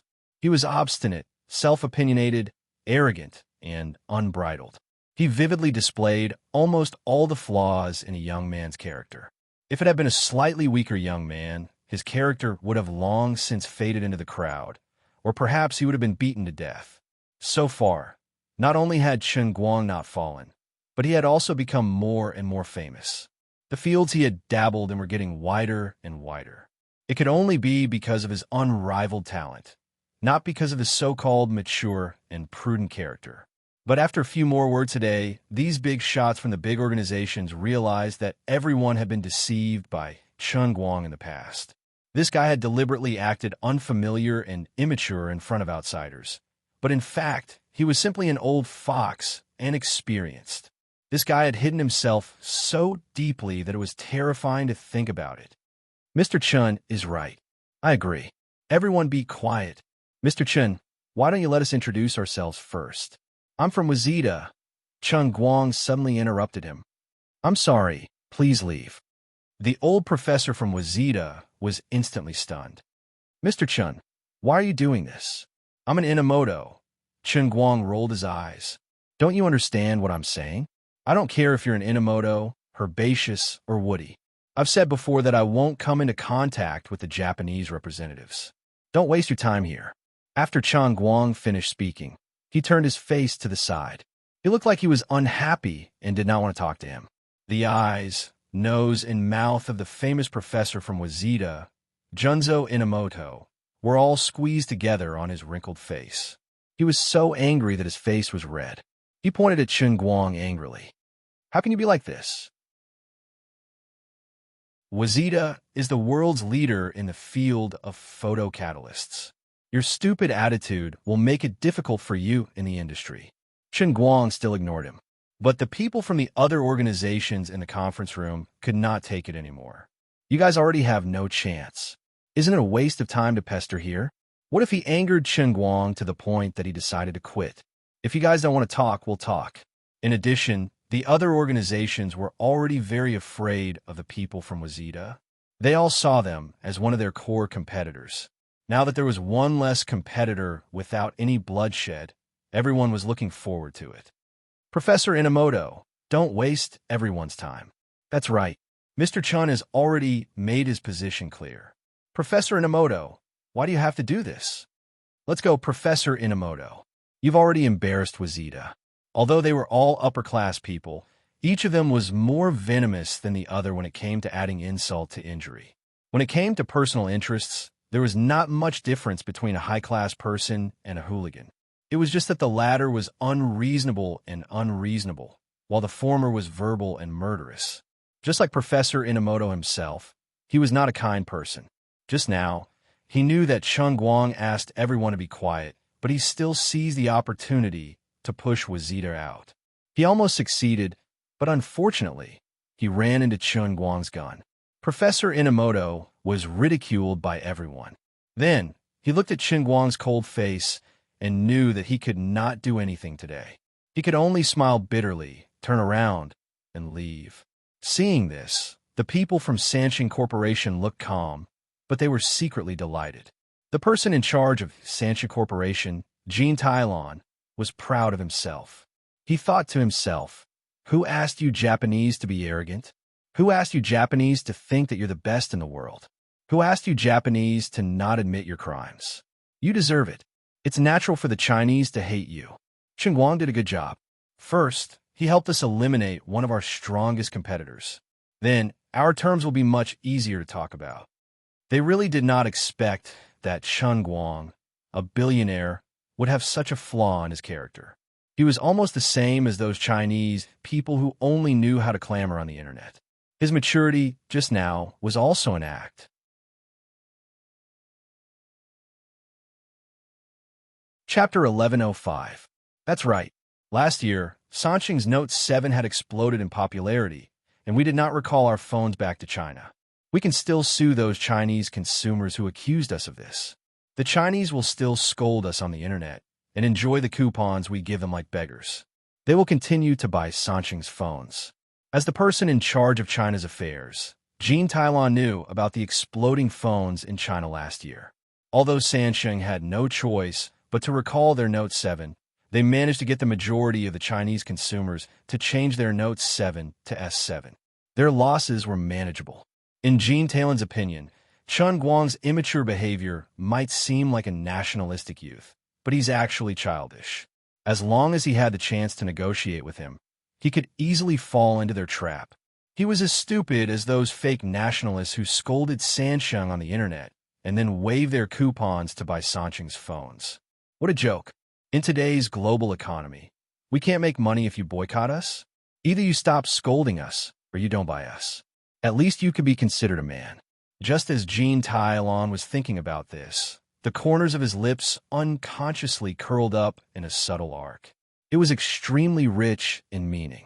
Disdain, mockery, joy, pride, all these emotions piled up on his face in an incomparably exquisite manner. After they were mixed together, he appeared incredibly calm. Suddenly, Jean Tailon's body trembled. He suddenly realized something and felt that something was wrong. The Japanese were in trouble, and it seemed like he was also in danger. Recently, our Korea seems to be at odds with China because of some issues, and it was more serious than last year's fried chicken incident. He slowly regained his senses and turned around to meet Chen Guang's gaze. Chen Guang had a faint smile on his face, but in Jean Tailon's eyes, it was not a pleasant smile. Instead, it was a cold feeling. "Sir, are you representing South Korea's Sanqing Group?" Chen Guang asked like a spring breeze. Jean Tailon subconsciously wanted to nod, but he controlled himself in time and made a decision in his mind at the speed of light. He controlled his expression perfectly, coughed twice, and said in fluent Chinese, "Mr. Chen, you've made a mistake. I did work for Sanqing before, but just this afternoon, I reached an agreement with the Huaxiaolonghe Group. Now, I'm representing the Huaxiaolonghe Group to negotiate with you." The Longhe Group that Jean Tailon spoke of was, of course, true. On the surface, it seemed to be a wholly owned company in China, but it was actually a puppet enterprise that was completely controlled by the major shareholders of Sanqing Corporation through the offshore holding company. And after layers of dilution in the middle, it was actually a puppet enterprise. As Chen Guang squinted his eyes, Zhuo Jingxi, who was beside him, was already searching for information about the Longhe Group. Chen Guang glanced at him without batting an eyelid, then turned his head to look at Zhuo Jingxi's computer screen. This Longhe Group was indeed a leading company in the field of materials science in the country. Although it was not a leading company, it was still one of the industry leaders. On the other side, Jean Tylon spoke again. Mr. Chun, I'm a Chinese with a proper bloodline. This was also the best weapon for Jean Tylon to travel in China. Although his ancestral home was South Korea, he had been living in China for many years and could speak fluent Chinese. In addition, he also had yellow skin and black hair. Even his current household registration and nationality were Chinese because of his Chinese wife. As long as he deliberately pretended to be Chinese, he could pass off the fake as the real one. He was not afraid of Chun Guang's investigation. He had studied at Yinjing University since he was in university, and he was admitted through the General College entrance examination in Liaodong province. With Chun Guang's connections and means, he would be able to get to the bottom of it. However, Jean Tylon did not think that Chun Guang would investigate such a small matter. As long as he got through the next few days and signed the contract, everything would be fine. There was no difference between Longhe Group signing a contract with Chun Guang and Sansheng signing a contract with Chun Guang. Now that everyone was in the eastern part of the United States, how could Chun Guang have the time to investigate? Chun Guang's narrowed eyes became smaller and smaller, almost forming a line. He looked as if his interest had been aroused. When the others in the conference room saw this, they panicked. Everyone cursed in their hearts. Jean Tylon, this shameless guy, was playing the sentimental card on the spot. Despicable. They were extremely anxious, but Chun Guang seemed to be completely unaware that he had fallen into his trap and was still chatting happily with him. The others wanted to interrupt their conversation again, but they were troubled by Chun Guang's previous request, so they did not dare to speak rashly. They were so anxious that they could not control themselves. Suddenly, Chun Guang opened his mouth and said, "Which school is better at learning excavators?" Chun Guang also said this in Chinese. The people from the other institutions did not quite understand, but Jean Tylon, who was feeling very proud of himself, suddenly stiffened. He did not understand why Chun Guang would say such nonsense at the negotiating table. Jean Tylon did not understand Chun Guang's intentions, so he asked tentatively, "Mr. Chun, what are you talking about?" Chun Guang did not reply to him, but asked again, "Which school is better at learning chefs?" Jean Tylon was still confused. Chun Guang finally glared angrily at him. Profiteering? Jean Tylon was completely at a loss. What are you talking about? Chun Guang waved his hand. Get lost. Why are you pretending to be Chinese? Get your clothes. You can't even match the secret code. Get lost. Even when Jean Tylon was thrown out by a few other researchers, he still didn't understand how he had been exposed today. My Chinese is so good that I could be a broadcaster, but why was Chun Guang able to see through me with just 3 sentences? Why is that, Sumida? When the scene finally quieted down, Chun Guang then waved his hand. All right, now that the irrelevant people are gone, let's get down to business. Everyone, I have already seen your conditions. At present, it seems that they are more or less the same, and there is not much difference. However, in choosing a partner, other than the most direct economic benefits, we also have to consider your company's current research and production conditions. Below are the conditions that we have proposed. Please take a look. Chun Guang waved his hand, and Zhuo Jingxi was responsible for distributing the information. Chun Guang's new revised conditions were similar to what he and Prince had proposed before, but there was no extremely targeted signing bonus. However, the requirements for the target institution to strengthen their research and development capabilities within 3 months were very harsh. In addition, Chun Guang directly changed the ratio of intellectual property held by both parties to a crazy 30-70 ratio for the photocatalyst patents that were produced by the 2 parties later on. Chun Guang's 70% and the others 30%. This kind of request was simply asking for someone's life, but Chun Guang did not intend to negotiate today. He only wanted to set a sky-high price and let others pay on the spot. On the other hand, it was impossible for the other institutions to agree today. At least he had to leave enough time for Prince, who was inexplicably absent, to respond. Of course, not only did Chun Guang put shackles on others, He even personally wrote the other 4 molecular formulas on the blackboard behind him and allowed others to take photos and bring them back to their own teams for research. Chen Guang could not only give others ridiculous conditions, but he also appropriately gave enough benefits so that they would not feel that the 30-70 ratio was completely unreasonable. He showed his sincerity and strength. Under the premise of such a crushing technological lead, even if it was 30-70, others would still benefit from it. We really do have 5 formulas, not just one. About half an hour later, the heads of the institutions left one after another with different expressions. No one tried to further negotiate with Chen Guang during the meeting, not even trying to bargain. Everyone had to take this specific request back to the headquarters to discuss it in a high-level meeting. The headquarters experts would speculate on Chen Guang's real intentions, and then propose a negotiation strategy to deal with Chen Guang's harsh conditions. Moreover, the next step of a negotiation must be avoided today's situation where everyone was gathered together, which would make them extremely passive. It was best to communicate privately and then negotiate with both parties instead of competing with each other. This was a revolutionary technological achievement, and it would be too ridiculous to make it into an auction. After everyone left, Zhuo Jingxi stretched her waist and rolled her eyes at Chen Guang. Is there anyone who teases a Korean like you? I thought for a long time before I thought of the next sentence of your 3 sentences. Aren't you making things difficult for me? Chen Guang snorted coldly. It's already good enough that he didn't sing the national anthem. Then he sighed again, holding the information from the University of California's Alamo laboratory in his hand. He said regretfully, Alamo's overall strength is stronger than Prince's, but it's a pity that it's slightly weaker in the field of photocatalysis. There are more political factors in this, so after comparing, Prince is still the most suitable. Zhuo Jingxi also said, Lincoln Laboratory is in a similar situation. Let's go back to sleep first. Chen Guang said as he reached out to hug Zhuo Jingxi's waist. Zhuo Jingxi dodged like a loach.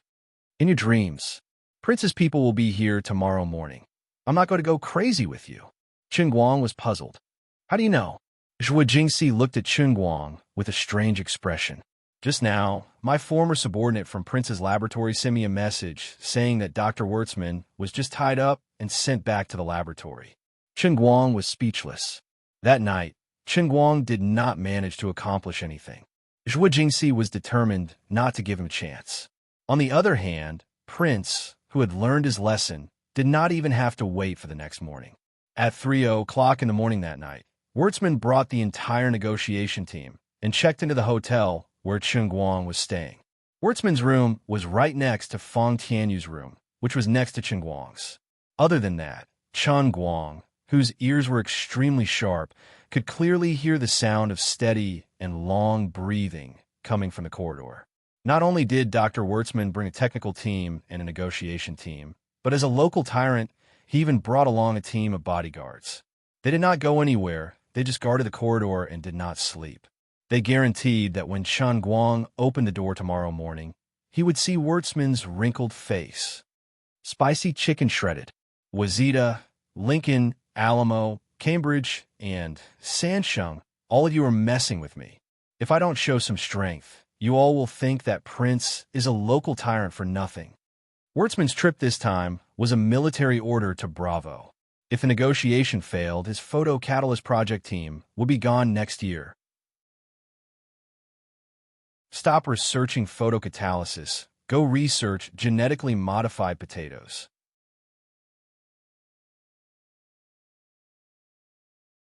Chapter 1106. However, the sad Wertzman couldn't find Chen Guang the next morning. The world's #1 martial artist wasn't someone you could find just because you wanted to. If he didn't want to see you, you wouldn't be able to find him. Chen Guang quietly left through the window.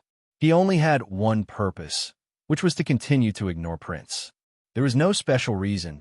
He just wanted to do it. Prince's Bravo and Wertzman were anxious. The calmer Chen Guang appeared, the more panicked they became.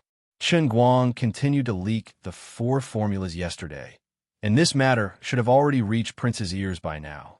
They must be feeling wronged. Rendezvous Qingguang only wrote one to Prince. Rendezvous Qingguang kept ignoring them.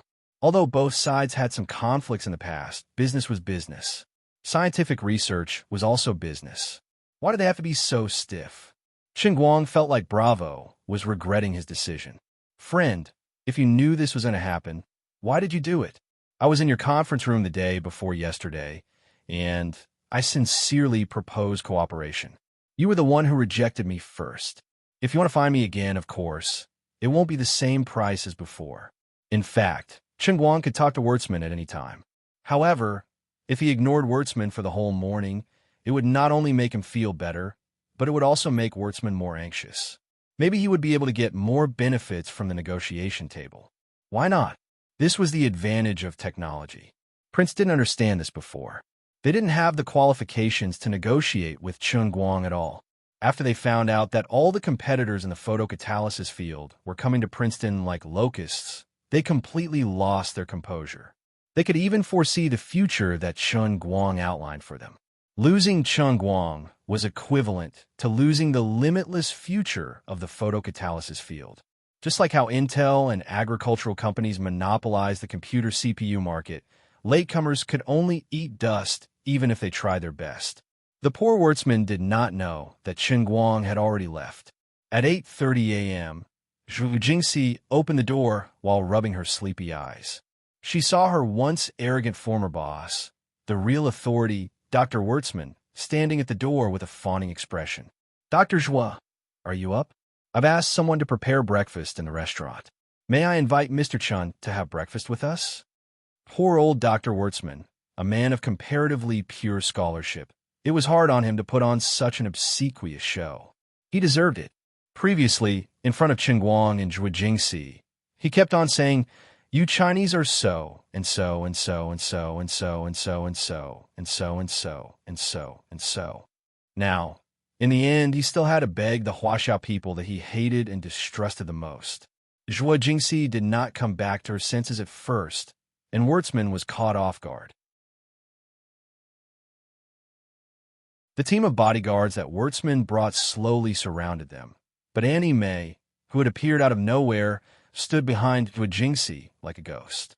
Being stared at by Auntie May's cold eyes, the bodyguards subconsciously did not dare to move an inch. The other 3 Huaxiao official soldiers also approached silently. Their faces were stern and intimidating. In terms of actual combat ability, this group of bodyguards who were paid US dollars were no match for the elites of the Huaxiao military, not to mention Annie May, who could take on 100 people. Seeing that the atmosphere was a little tense, Zhu Jingxi quickly said, "Mr. Wurtzman, why are you here so early in the morning?" Wurtzman felt that she was mocking him, but there was nothing he could do. He scratched his head and said, "Dr. Zhua, I was afraid that I wouldn't be able to meet you and Mr. Chan if I came late." Zhu Jingxi looked down at her phone and saw that it was a text message from Qingguang before he left. Then, she shrugged helplessly and said, "Mr. Wurtzman, you still miss Qingguang. He left at dawn." Wurtzman exclaimed, "How is that possible? I had people guard the door. I didn't see him come out." Zhu Jingxi placed her phone in front of Wurtzman. Qingguang had already expected this, and the text message was even written in English. "I don't know why, but I suddenly don't like this window. I really want to jump down from it. I'm going out to do something. I'll be back later." Wurtzman felt a little uncomfortable. "You're crazy. Did the window offend you?" "Hey, Mr. Wurtzman, I'm really sorry. I don't know what's going on in his head." Wurtzman's old face scrunched up, and his facial features were almost unrecognizable. "Dr. Zhua, shall we go for breakfast?" Zhu Jingxi sighed. "Dr. Wurtzman, I know what you're trying to do. We talked to people from other organizations yesterday, but this matter can only be decided by Qingguang. If he's not here, nothing I say will matter." "But aren't you the developer? Don't you have any say in this?" Wurtzman expressed his disbelief. Zhu Jingxi smiled. "If I told you that he's my real teacher, you definitely wouldn't believe me. But it's true that I have no say in this matter. I don't even have the right to make suggestions." Zhu Jingxi used the Chinese Tai Chi fist to push the blame to other people. Of course, she had the right to decide.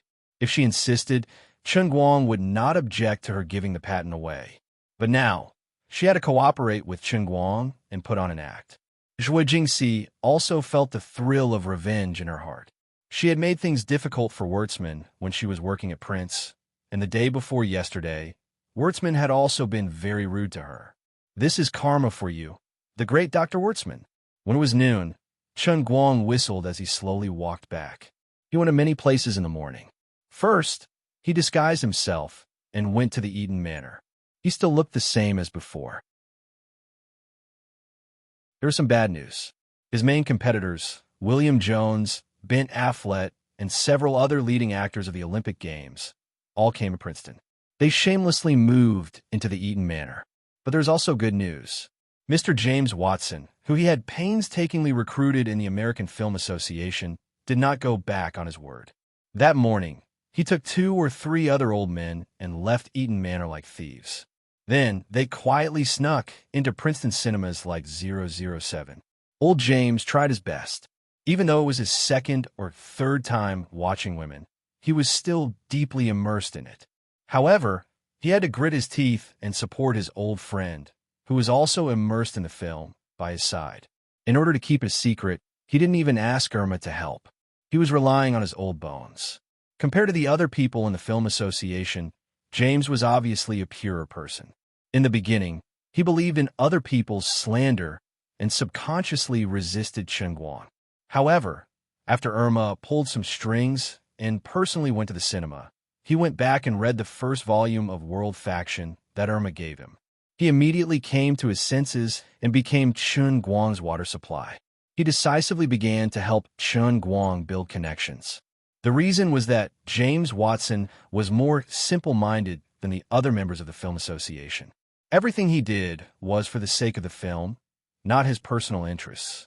When Chen Guang's silhouette appeared in the hotel, Wurtzman, who had been waiting outside, immediately noticed it and charged down with his men. Chen Guang was waiting for the elevator. When the elevator door opened, Wurtzman walked up to him with a stiff smile on his face. "Mr. Chen, you're back? We've been waiting for you for a long time." As Wurtzman spoke, he tried to shake Chen Guang's hand. Chen Guang quietly dodged and put his hands behind his back. He looked at him warily. "Who are you?" Wurtzman's smile froze on his face. "Mr. Chen, please don't joke around." "Who's joking with you? Who are you? Get out of the way." Wurtzman felt a headache coming on. "It's me, Dr. Wurtzman from Prince. Didn't we just meet a few days ago?" Chen Guang acted as if he had a sudden realization. "Oh, you're the Dr. Wurtzman who said that Chinese people are used to being thieves?" Wurtzman almost vomited blood on the spot. "Can you not be so narrow-minded?"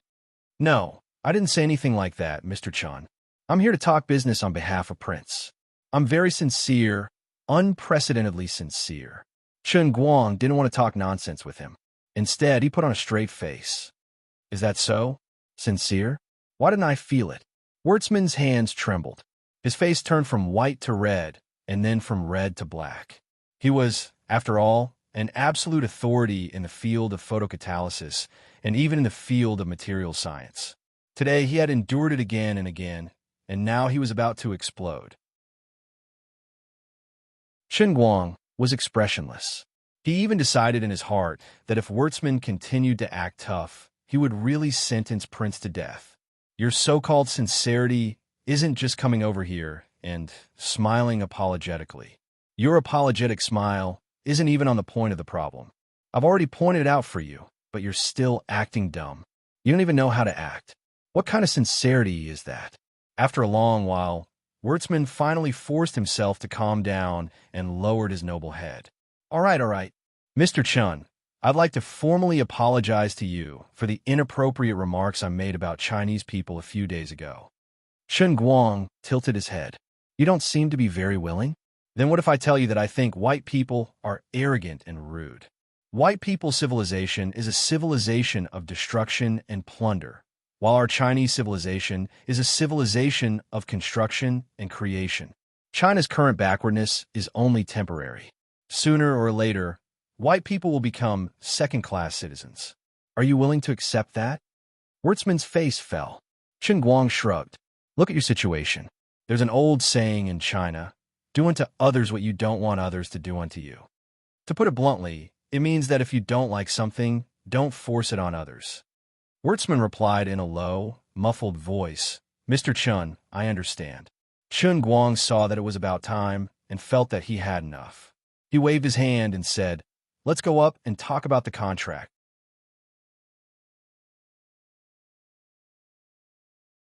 Chapter 11:07. Half an hour later, Chun Guang called Pizarro. Prince's head, Dr. Bravo, was also present. The negotiation between the two parties proceeded much faster than with other organizations. After all, Chun Guang and Zhuo Jingxi knew Prince's situation inside out. After Prince's death experience, he knew the consequences, so he behaved much more obediently. At 1:30 in the afternoon, the two parties quickly reached an agreement. They signed, stamped their seals, and took photos. There was no press conference. In the end, the contract signed by the two parties was harsher than Chun Guang's initial proposal. Prince took the initiative to increase the signing fee to $30 million. More losses in the future would be wiped out.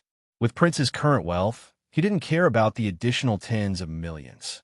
In addition, the two parties also clarified the technical difficulties that Prince had to reach in the next step of the cooperation to consult Chun Guang. You can't ask me a question like how much is 1 + 1. I'm not Goldbach. Of course, as Prince, they didn't want to rely on Chun Guang and Zhuo Jingxi for nothing. This was because Chun Guang forcibly increased the intellectual property ownership of the two parties to a 60-40 ratio. Chun Guang had 60%, and Prince had 40%. Almost all the research costs of the intellectual property created under this situation were borne by Prince. It was likely that for Chun Guang, it was as simple as a few words or a few pages of calculations.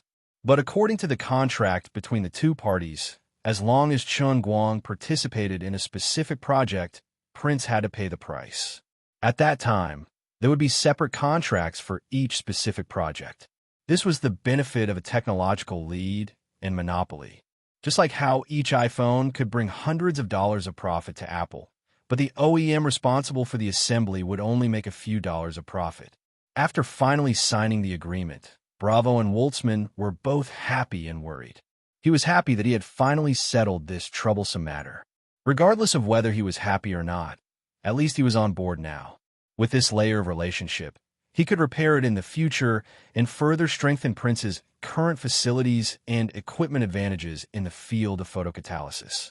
In the future, Prince would always be able to continue to benefit from it, and the previous billions of dollars of investment would not go to waste. They were worried that they tried to ask for an exclusive agreement, but were rejected by Chun Guang. His words were very gentle, but if one were to simply refine them, they could roughly be summarized into these 6 words of mantra. Sign if you want, get out. What could Bravo and the others do?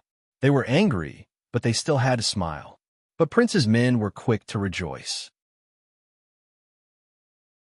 At this moment, Cambridge, Rockefeller, Lincoln Laboratory, and Alamo Laboratory were all discussing how ridiculous Chun Guang's conditions were and how unacceptable they were.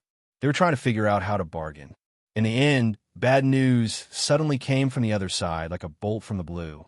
Prince's laboratory, which was blocked from the public meeting yesterday, finally took the initiative to negotiate with Chun Guang. They took the initiative to accept Chun Guang's harsh conditions. Now they were one step ahead. The people in charge of the major scientific research institutions in Princeton almost fainted on the spot, but they quickly recovered because Chun Guang released news. They didn't sign an exclusive agreement with Prince's laboratory. This meant that everyone still had a chance. Therefore, in the next few days, the major scientific research institutions that refused to give up took the initiative to go to the door. They didn't care whether they were passive or not. They just wanted to settle this matter. It didn't matter if they didn't have an exclusive agreement. At least they couldn't fall behind. Unfortunately, as the latecomers, they had to face more stringent conditions than Chun Guang's. This was understandable. After all, Chun Guang signed a contract with them for free. In addition, they were more or less behind Prince's laboratory in terms of hard and soft conditions. In the next step of technical cooperation, they were indeed more dependent on Chun Guang than Prince. This time, Chun Guang really did not have to do anything. He only gave a general scope and threw all the specific matters to Zhuo Jingxi. Fortunately, Fang Tianyu was there to help. In terms of legal counsel, Pizarro also officially signed a contract with Tianguang Group on behalf of the Baker law firm, becoming an official consultant for Chen Guang's Tianguang Group in North America. After a few days of negotiation, other than the most miserable Wazita and Sanxing Group, the other scientific research institutions signed contracts with slight differences in details. The weakest research institution would have to face the most stringent contracts. In short, they would lose their rights and humiliate the country. For those who were slightly stronger, it was 5-3. 5. Alamo and Lincoln, on the other hand, got 2 points and 8 points, which were envied by others.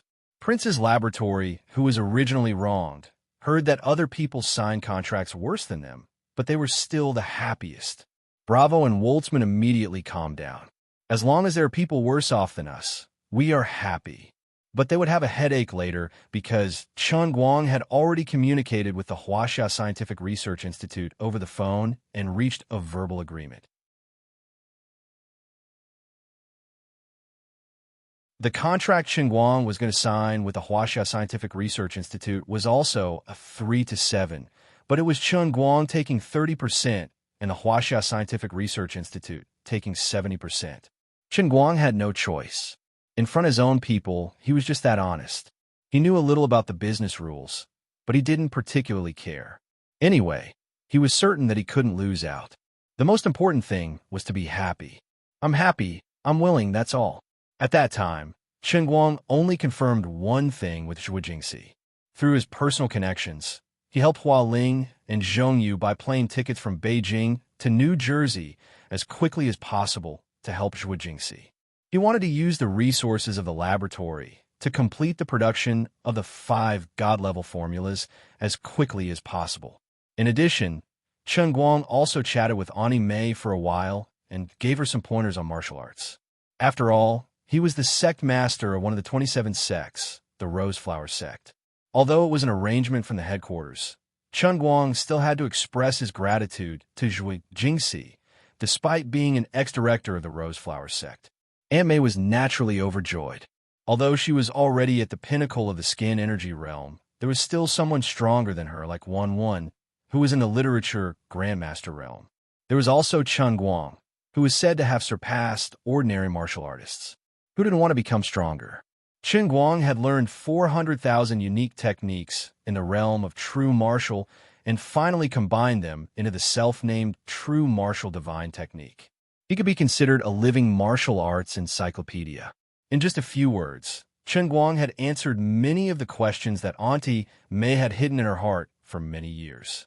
Every time Chen Guang enlightened her, Auntie May would think hard for a long time and then be suddenly enlightened. The two of them chatted for about an hour. The spirit, energy, and spirit in Aunt May's eyes became much more condensed, and the aura that she exposed to the outside also became more restrained. She actually showed signs of returning to the original state. Thank you, Director. It's very beneficial to me. I will never forget Director Bureau Chief's great kindness. Ani May said with a slightly emotional tone. Chen Guang put his hands behind his back like a master. Ani May, you don't have to thank me. It's also because you have been stuck at the peak of Pai Jing for too long. I just happened to be here and answered some of your questions. If it was a martial artist at the level of Bon Jing, it would be useless no matter how much I gave her. Ani Mei said, it's easy to say that it's good to have a good foundation, but the most difficult thing is the opportunity at the most critical point. In the whole world, only you can do it, Director. Chen Guang felt very comfortable. Ani Mei, you're too kind. Zhuo Jingxi came downstairs and was about to go out again. Auntie Mei said, then I'll go protect Miss Zhuo again. Chen Guang said, wait a minute. Auntie Mei turned around and was puzzled. What else does Director want? Chen Guang waved his hand. Nothing. I just forgot. Let's talk about it next time. After Auntie Mei walked far away, Chen Guang confirmed again and again. He thought to himself, I heard that Auntie Mei is not young anymore. Are the teeth in her mouth fake? Recently, Chen Guang had become a lot more cunning. He was actually doubting what Auntie Mei said about never forgetting. For Chen Guang, The biggest news came from the other side. After waiting in boredom for 4 whole days, there was finally good news from Eaton Manor. The big shots from the American Film Association had been on a vacation in the Eaton Manor for 10 days. They had done enough work, but Chun Guang was still in Princeton, which made them feel like they were sitting on pins and needles. After some deliberation, they decided that it was about time for them to officially go home. They didn't achieve their original goal of hiding. They didn't know how their whereabouts were exposed, but Chun Guang followed them, which was a pain in the ass. Now that their goal was completely ruined, they might as well go home. Of course, they also thought that it might be a bad coincidence. After all, Chun Guang went to the district court on the second day. He came to Princeton and caused something big. This made many senior judges of the Film Association confused. They thought that Chun Guang might have come to Princeton to deal with the photocatalysis issue that had been going on for the past 2 days. Because of this, they scolded President Fred, who decided to come to the Eaton Manor. "Look at the place you chose. You could have just found a farmhouse near Los Angeles to hide. We're so unlucky that we won the first prize in the lottery, only to find that the lottery ticket was soiled in our pocket." In the end, they set the evacuation time for the day after tomorrow. They even booked the plane tickets. At the same time, in the past few days, the persistent old James had developed nearly 30 like-minded comrades among the 100 or so Oscar judges who came with him. He had become an underground worker who had infiltrated the Oscar committee. After all, there were still people who were righteous. Old James had infiltrated his friends, and everyone had similar ideas. After discovering the great contribution that Chun Guang had made to the film industry, these nearly 30 people each had 2 copies of World Faction and became Chun Guang's secret fans. Half of them were not personally influenced by old James. Instead, they were influenced by people who were influenced by old James like a virus. It was funny that they wanted to buy World Faction, but they didn't want others to find out. They always had a special reason. They would either go out in person or have their entourage go out. Then they would go to bookstores or newsstands like thieves, or they would go to Amazon to buy the book. Because the biggest characteristic of this group of people was that each of them had 2 copies of World Faction, they secretly gave their underground organization a name, the World Party. At 2:30 in the morning, in the underground fallout shelter of the Eaton Manor, the 29 members of the World Party were holding an emergency meeting. "Mr. Watson, what should we do now? Should we wait for everyone to go home and think of a way to bring Chun Guang to visit them? No, that's not good. People will think that we've been bought by Chun Guang with dollars. They will also be on guard against us like thieves. Then what should we do? Fred and the others are deeply prejudiced against Chun Guang. They all have their own interests in mind. We have to take drastic measures. Mr. Watson, how do we use strong medicine? We have to create a public opportunity for Chun Guang to show his talent in front of everyone and convince them. That way, they will have no choice but to put aside their interests and we won't be criticized. How is that possible? There are more than 80 people. They don't really love movies. Friends, have you forgotten the other actors and women? Have you forgotten the theory of World Faction? We will all be dragged into the movie through the screen. If Chun Guang shows his artistic talent in front of all of us, then I think everyone will be dragged into his world of acting." The first batch of members of the World Party fell silent. They felt that James Watson's judgment was reasonable and well-founded. "Then let's do it. The day after tomorrow." Tomorrow? That's right, tomorrow. Let's hurry up and set up the stage outside the gates of the Eaton Manor tomorrow. James Watson stood up agitatedly and said, "I'll get Chun Guang to prepare now. Let's perform Romeo and Juliet." "That's good. That's right. Just like how he performed Thunderstorm in front of the Chinese, Shakespeare's plays can best showcase his abilities." Old James looked at his comrades and clenched his fists. "Brothers, let's do it. For the movie. For the arts." Everyone raised their arms in unison, then lowered their voices and spoke excitedly. "For the movie. For the arts." When Chun Guang received the call from old James, it was already past 3 in the morning. However, he instantly regained his senses and was in high spirits.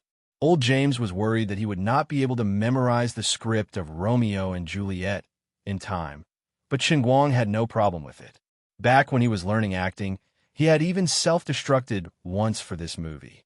He could recite it backwards.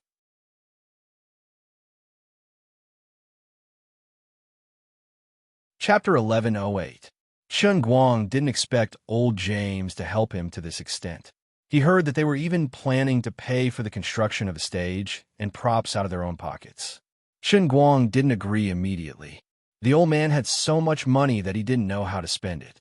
He even ordered 2 bowls of porridge for breakfast, one for drinking and the other for pouring. How could he let them pay for it?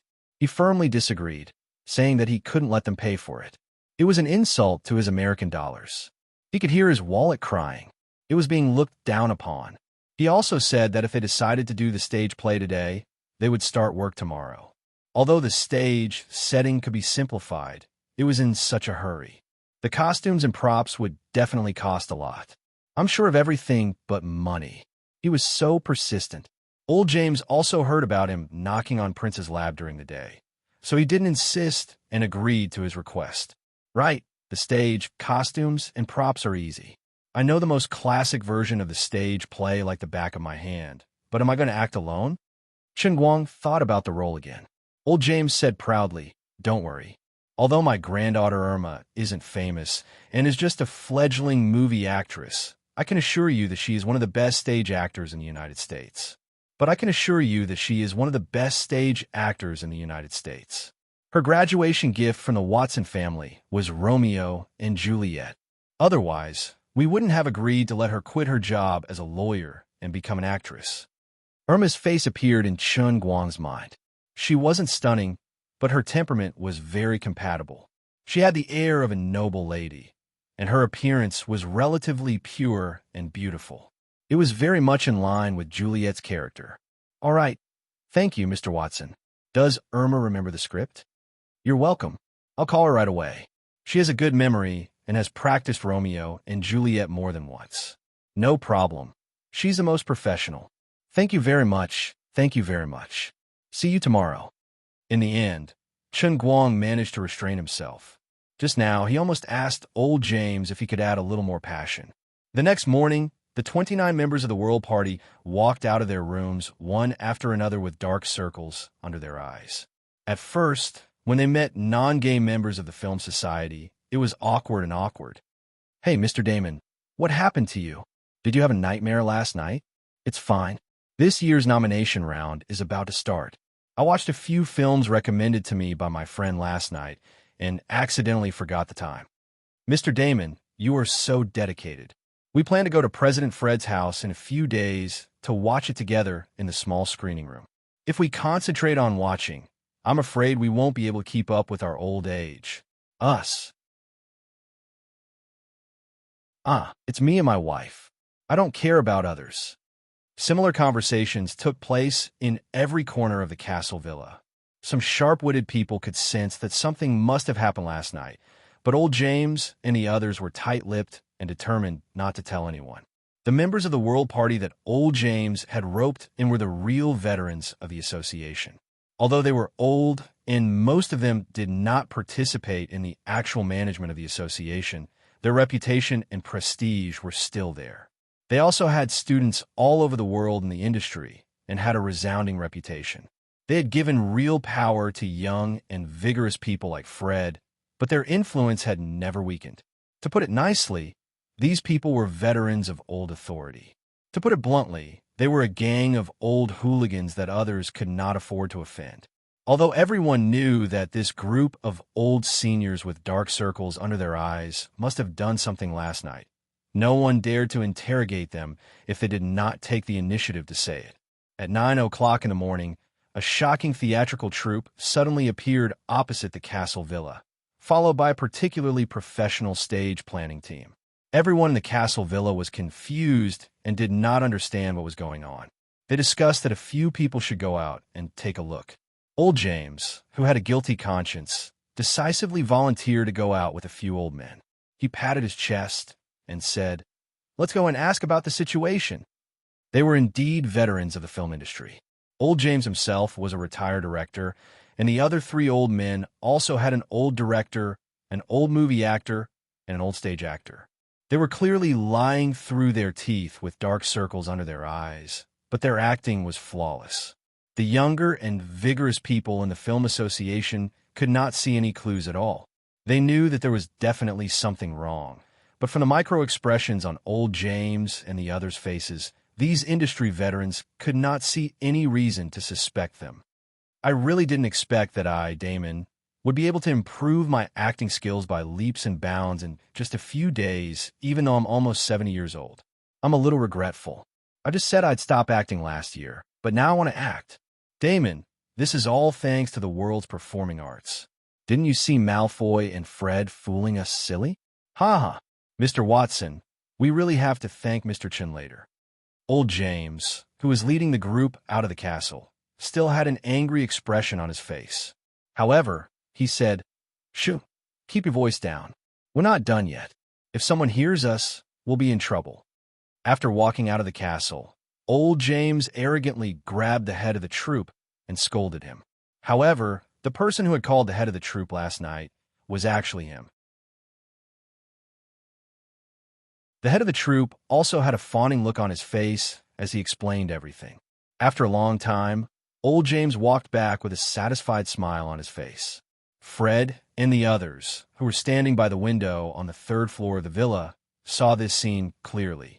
Mr. Watson and the others really aren't playing tricks. President Fred, what are you thinking? What could the old president be up to? After waiting for 2 minutes, old James and the others went upstairs with smiles on their faces. Old James said with a smile, "Fred, the person leading the other side is Powell Kinnon's student, Ginter Cameron. He's the head of the Princeton drama troupe." President Fred nodded respectfully and said, "Old President, you've worked hard. I know Ginter Cameron's name, but this is the first time I've seen him. What is he doing?" "It's not a big deal. Ginter Cameron heard that we're leaving tomorrow and has been very regretful that he hasn't officially visited us these past few days. He feels very bad about it. There were some very special reasons before. Everyone knows that Ginter knows that we don't really want to go out, but now it seems that things have changed. Recently, Chun Guang's attention has been switched to that strange photo catalyst thing. He's been having a big fight with Prince's laboratory. Ginter thinks that we shouldn't be so afraid, so a member of the World Party behind Fred, who also had dark circles under his eyes, angrily interrupted old James. "Old James, what are you talking about? When have we ever been afraid of the Chinese? If you want to be afraid, you should be afraid. I, Foreman, have never been afraid of anyone. Idiot. Coward." Old James cursed in his heart. This shameless old foreman must be taking advantage of him verbally. Of course, he could also be too immersed in his role. Okay, Foreman. I know you're the bravest person. You're as brave as a boxer. I especially like the way you look in your navy blue boxers. Old James was mocking the way Foreman looked when Chun Guang came to the castle for the first time a few days ago. Foreman was only wearing a pair of blue boxer briefs and curled up in the shelter.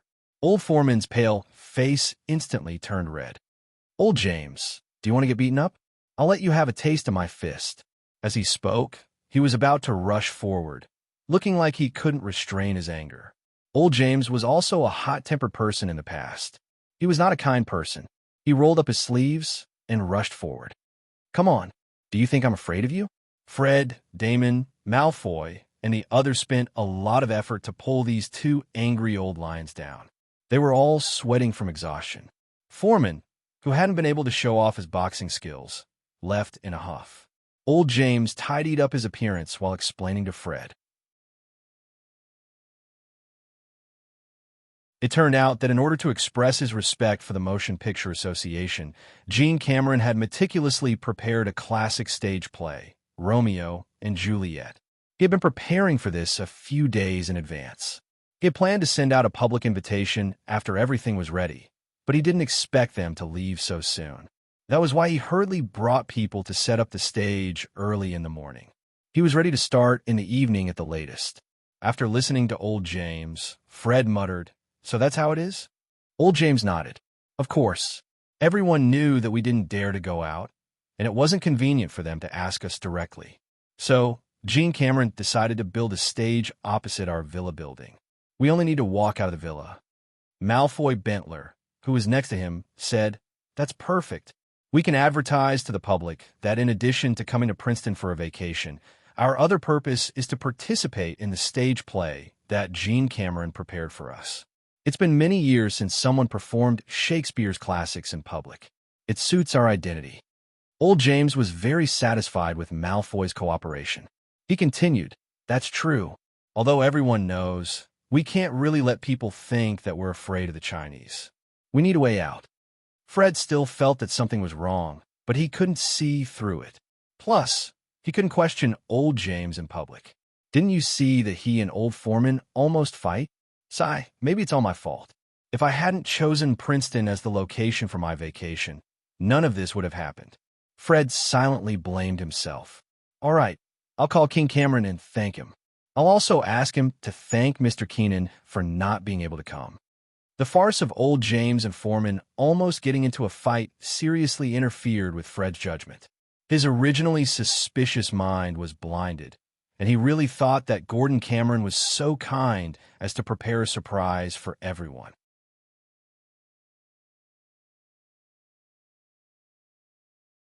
Chapter 1109. Outside, at 9:15 in the morning, Captain Gold called the stage construction team to start work. The noise was so loud that the ears of the people in the villa hurt. However, they did not feel uncomfortable. Instead, they were even more excited about Gold Cameron's enthusiasm. Chen Guang threw out a lot of US dollars like snowflakes. Gold Cameron did not bring a team at all. Instead, it was the elite teams of several exhibition companies in Princeton. Under the unified management of Gold Cameron, these teams worked together in an orderly manner. They were each responsible for different parts of the stage, clothing, and so on. The progress was extremely fast. In the past, people used to say that the Chinese were efficient in construction and laughed at the Europeans and Americans for being inefficient. However, today's reality proved that this was a fallacy. There was only one reason for inefficiency, and that was not enough money. When the weight of US dollars was enough to make a man crawl out of his wife's belly, all problems were not problems. In just a few hours, opposite the castle villa, a luxurious stage tailored for Romeo and Juliet appeared out of thin air. It was built faster than the ancient city of Rome, which was built in 7 days. Although it was not as exquisite as the modern, high-tech, and luxurious stage that others had formally prepared for several months, it was definitely above the standard in terms of the stage scenery, lighting effects, basic moving background, and so on. It was not far from the famous musical version of Romeo et Julie that was held in Paris, France on February 14th, 2000, starring Damien Sugg and Cecilia Cara. It had to be said that this was due to the rapid advancement of science and technology in the past decade, or so since 2000. For example, the combination equivalence, which was extremely difficult to achieve in the past, could now be achieved with a high-quality and expensive LED nanospotlight. In the past, the extremely cumbersome layout of the background panel when switching scenes could now be completed with a high-resolution OLED large screen.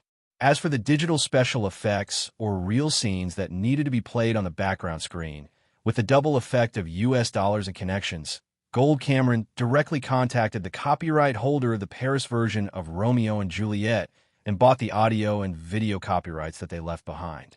When the time came, he could directly project it on his big screen. As for the background music, he had also used countless connections to combine the most classic copyrights of all the major copyrights, and then randomly selected and combined them. This sudden appearance seemed simple, but in fact, it was the perfect embodiment of contemporary action. Its true cost was as high as nearly 10 million US dollars. But to Chen Guang, this wasn't a problem at all. For the sake of being a god in the world of acting, for the sake of survival, no matter how much money he had, he would not even blink. In any case, it was extorted from the head of Prince's laboratory, so he didn't feel any heartache spending it. In fact, it felt especially good, as if he was spending someone else's money. Although it was actually his, it came too easily. He felt as if he had reaped something without sowing. It was even easier than buying a lottery ticket. In addition, during the construction of the stage, Related news quickly appeared on social networks in Europe and the United States. Shakespeare's classics, a gift from the Princeton Repertory Company. The Oscar judges go to Princeton to watch Shakespeare's play, last break before their busy daytimeless classics, Romeo and Juliet. Who on earth has the guts to perform Shakespeare's classic play in front of the Oscar judges? All kinds of news articles appeared on the internet in the morning like a crazy virus.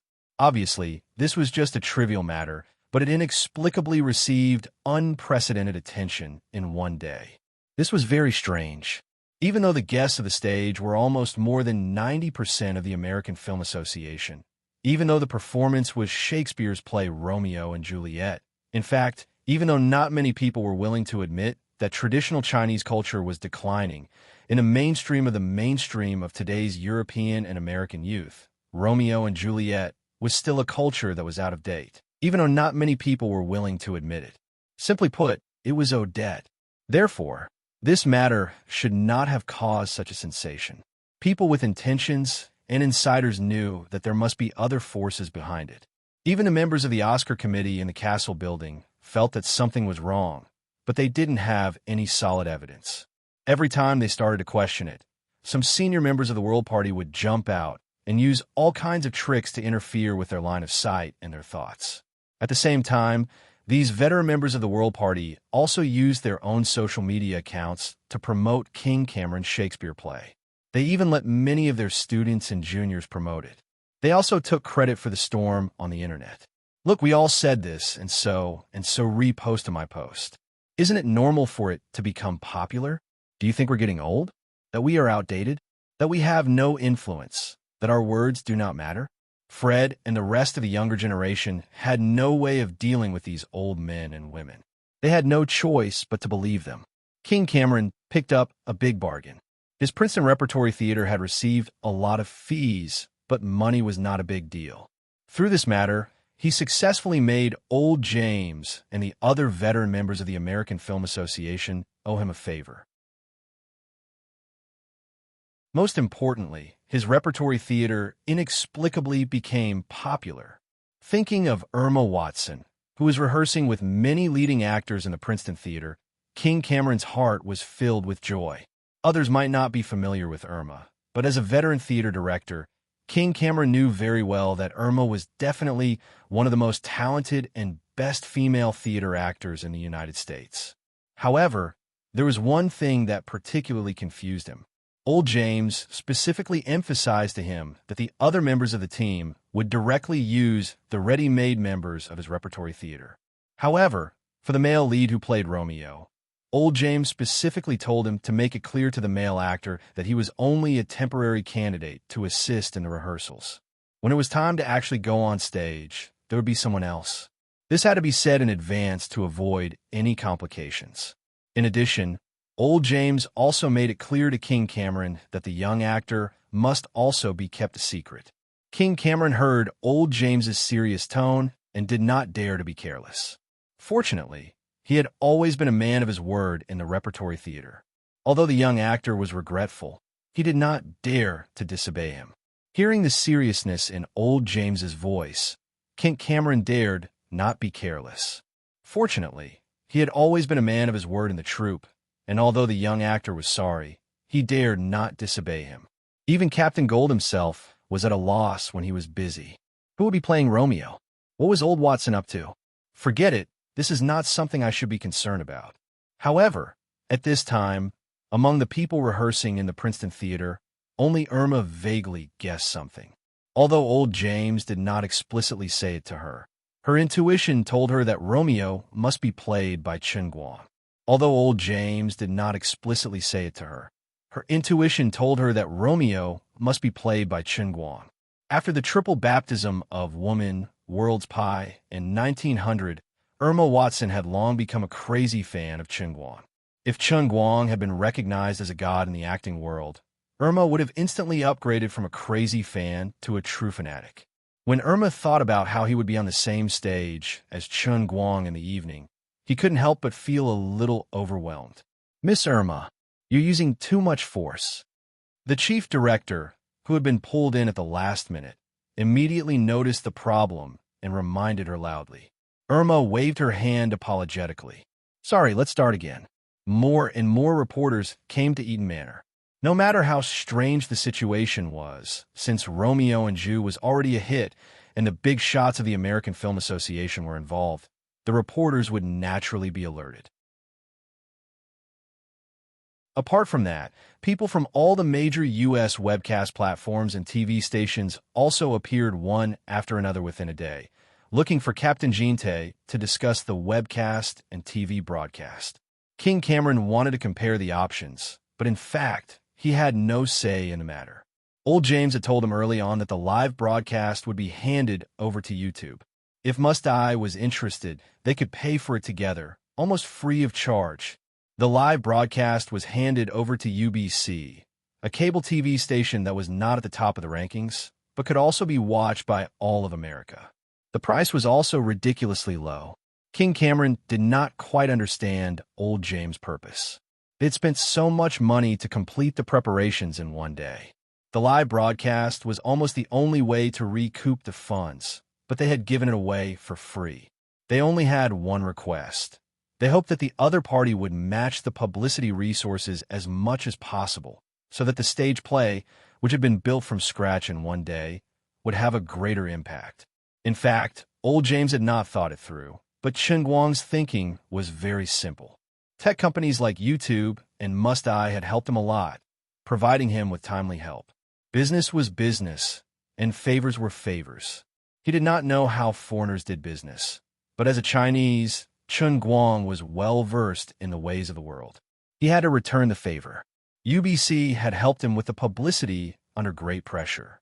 Although they had received a lot of fees, there were many TV stations that went back on their word at the time.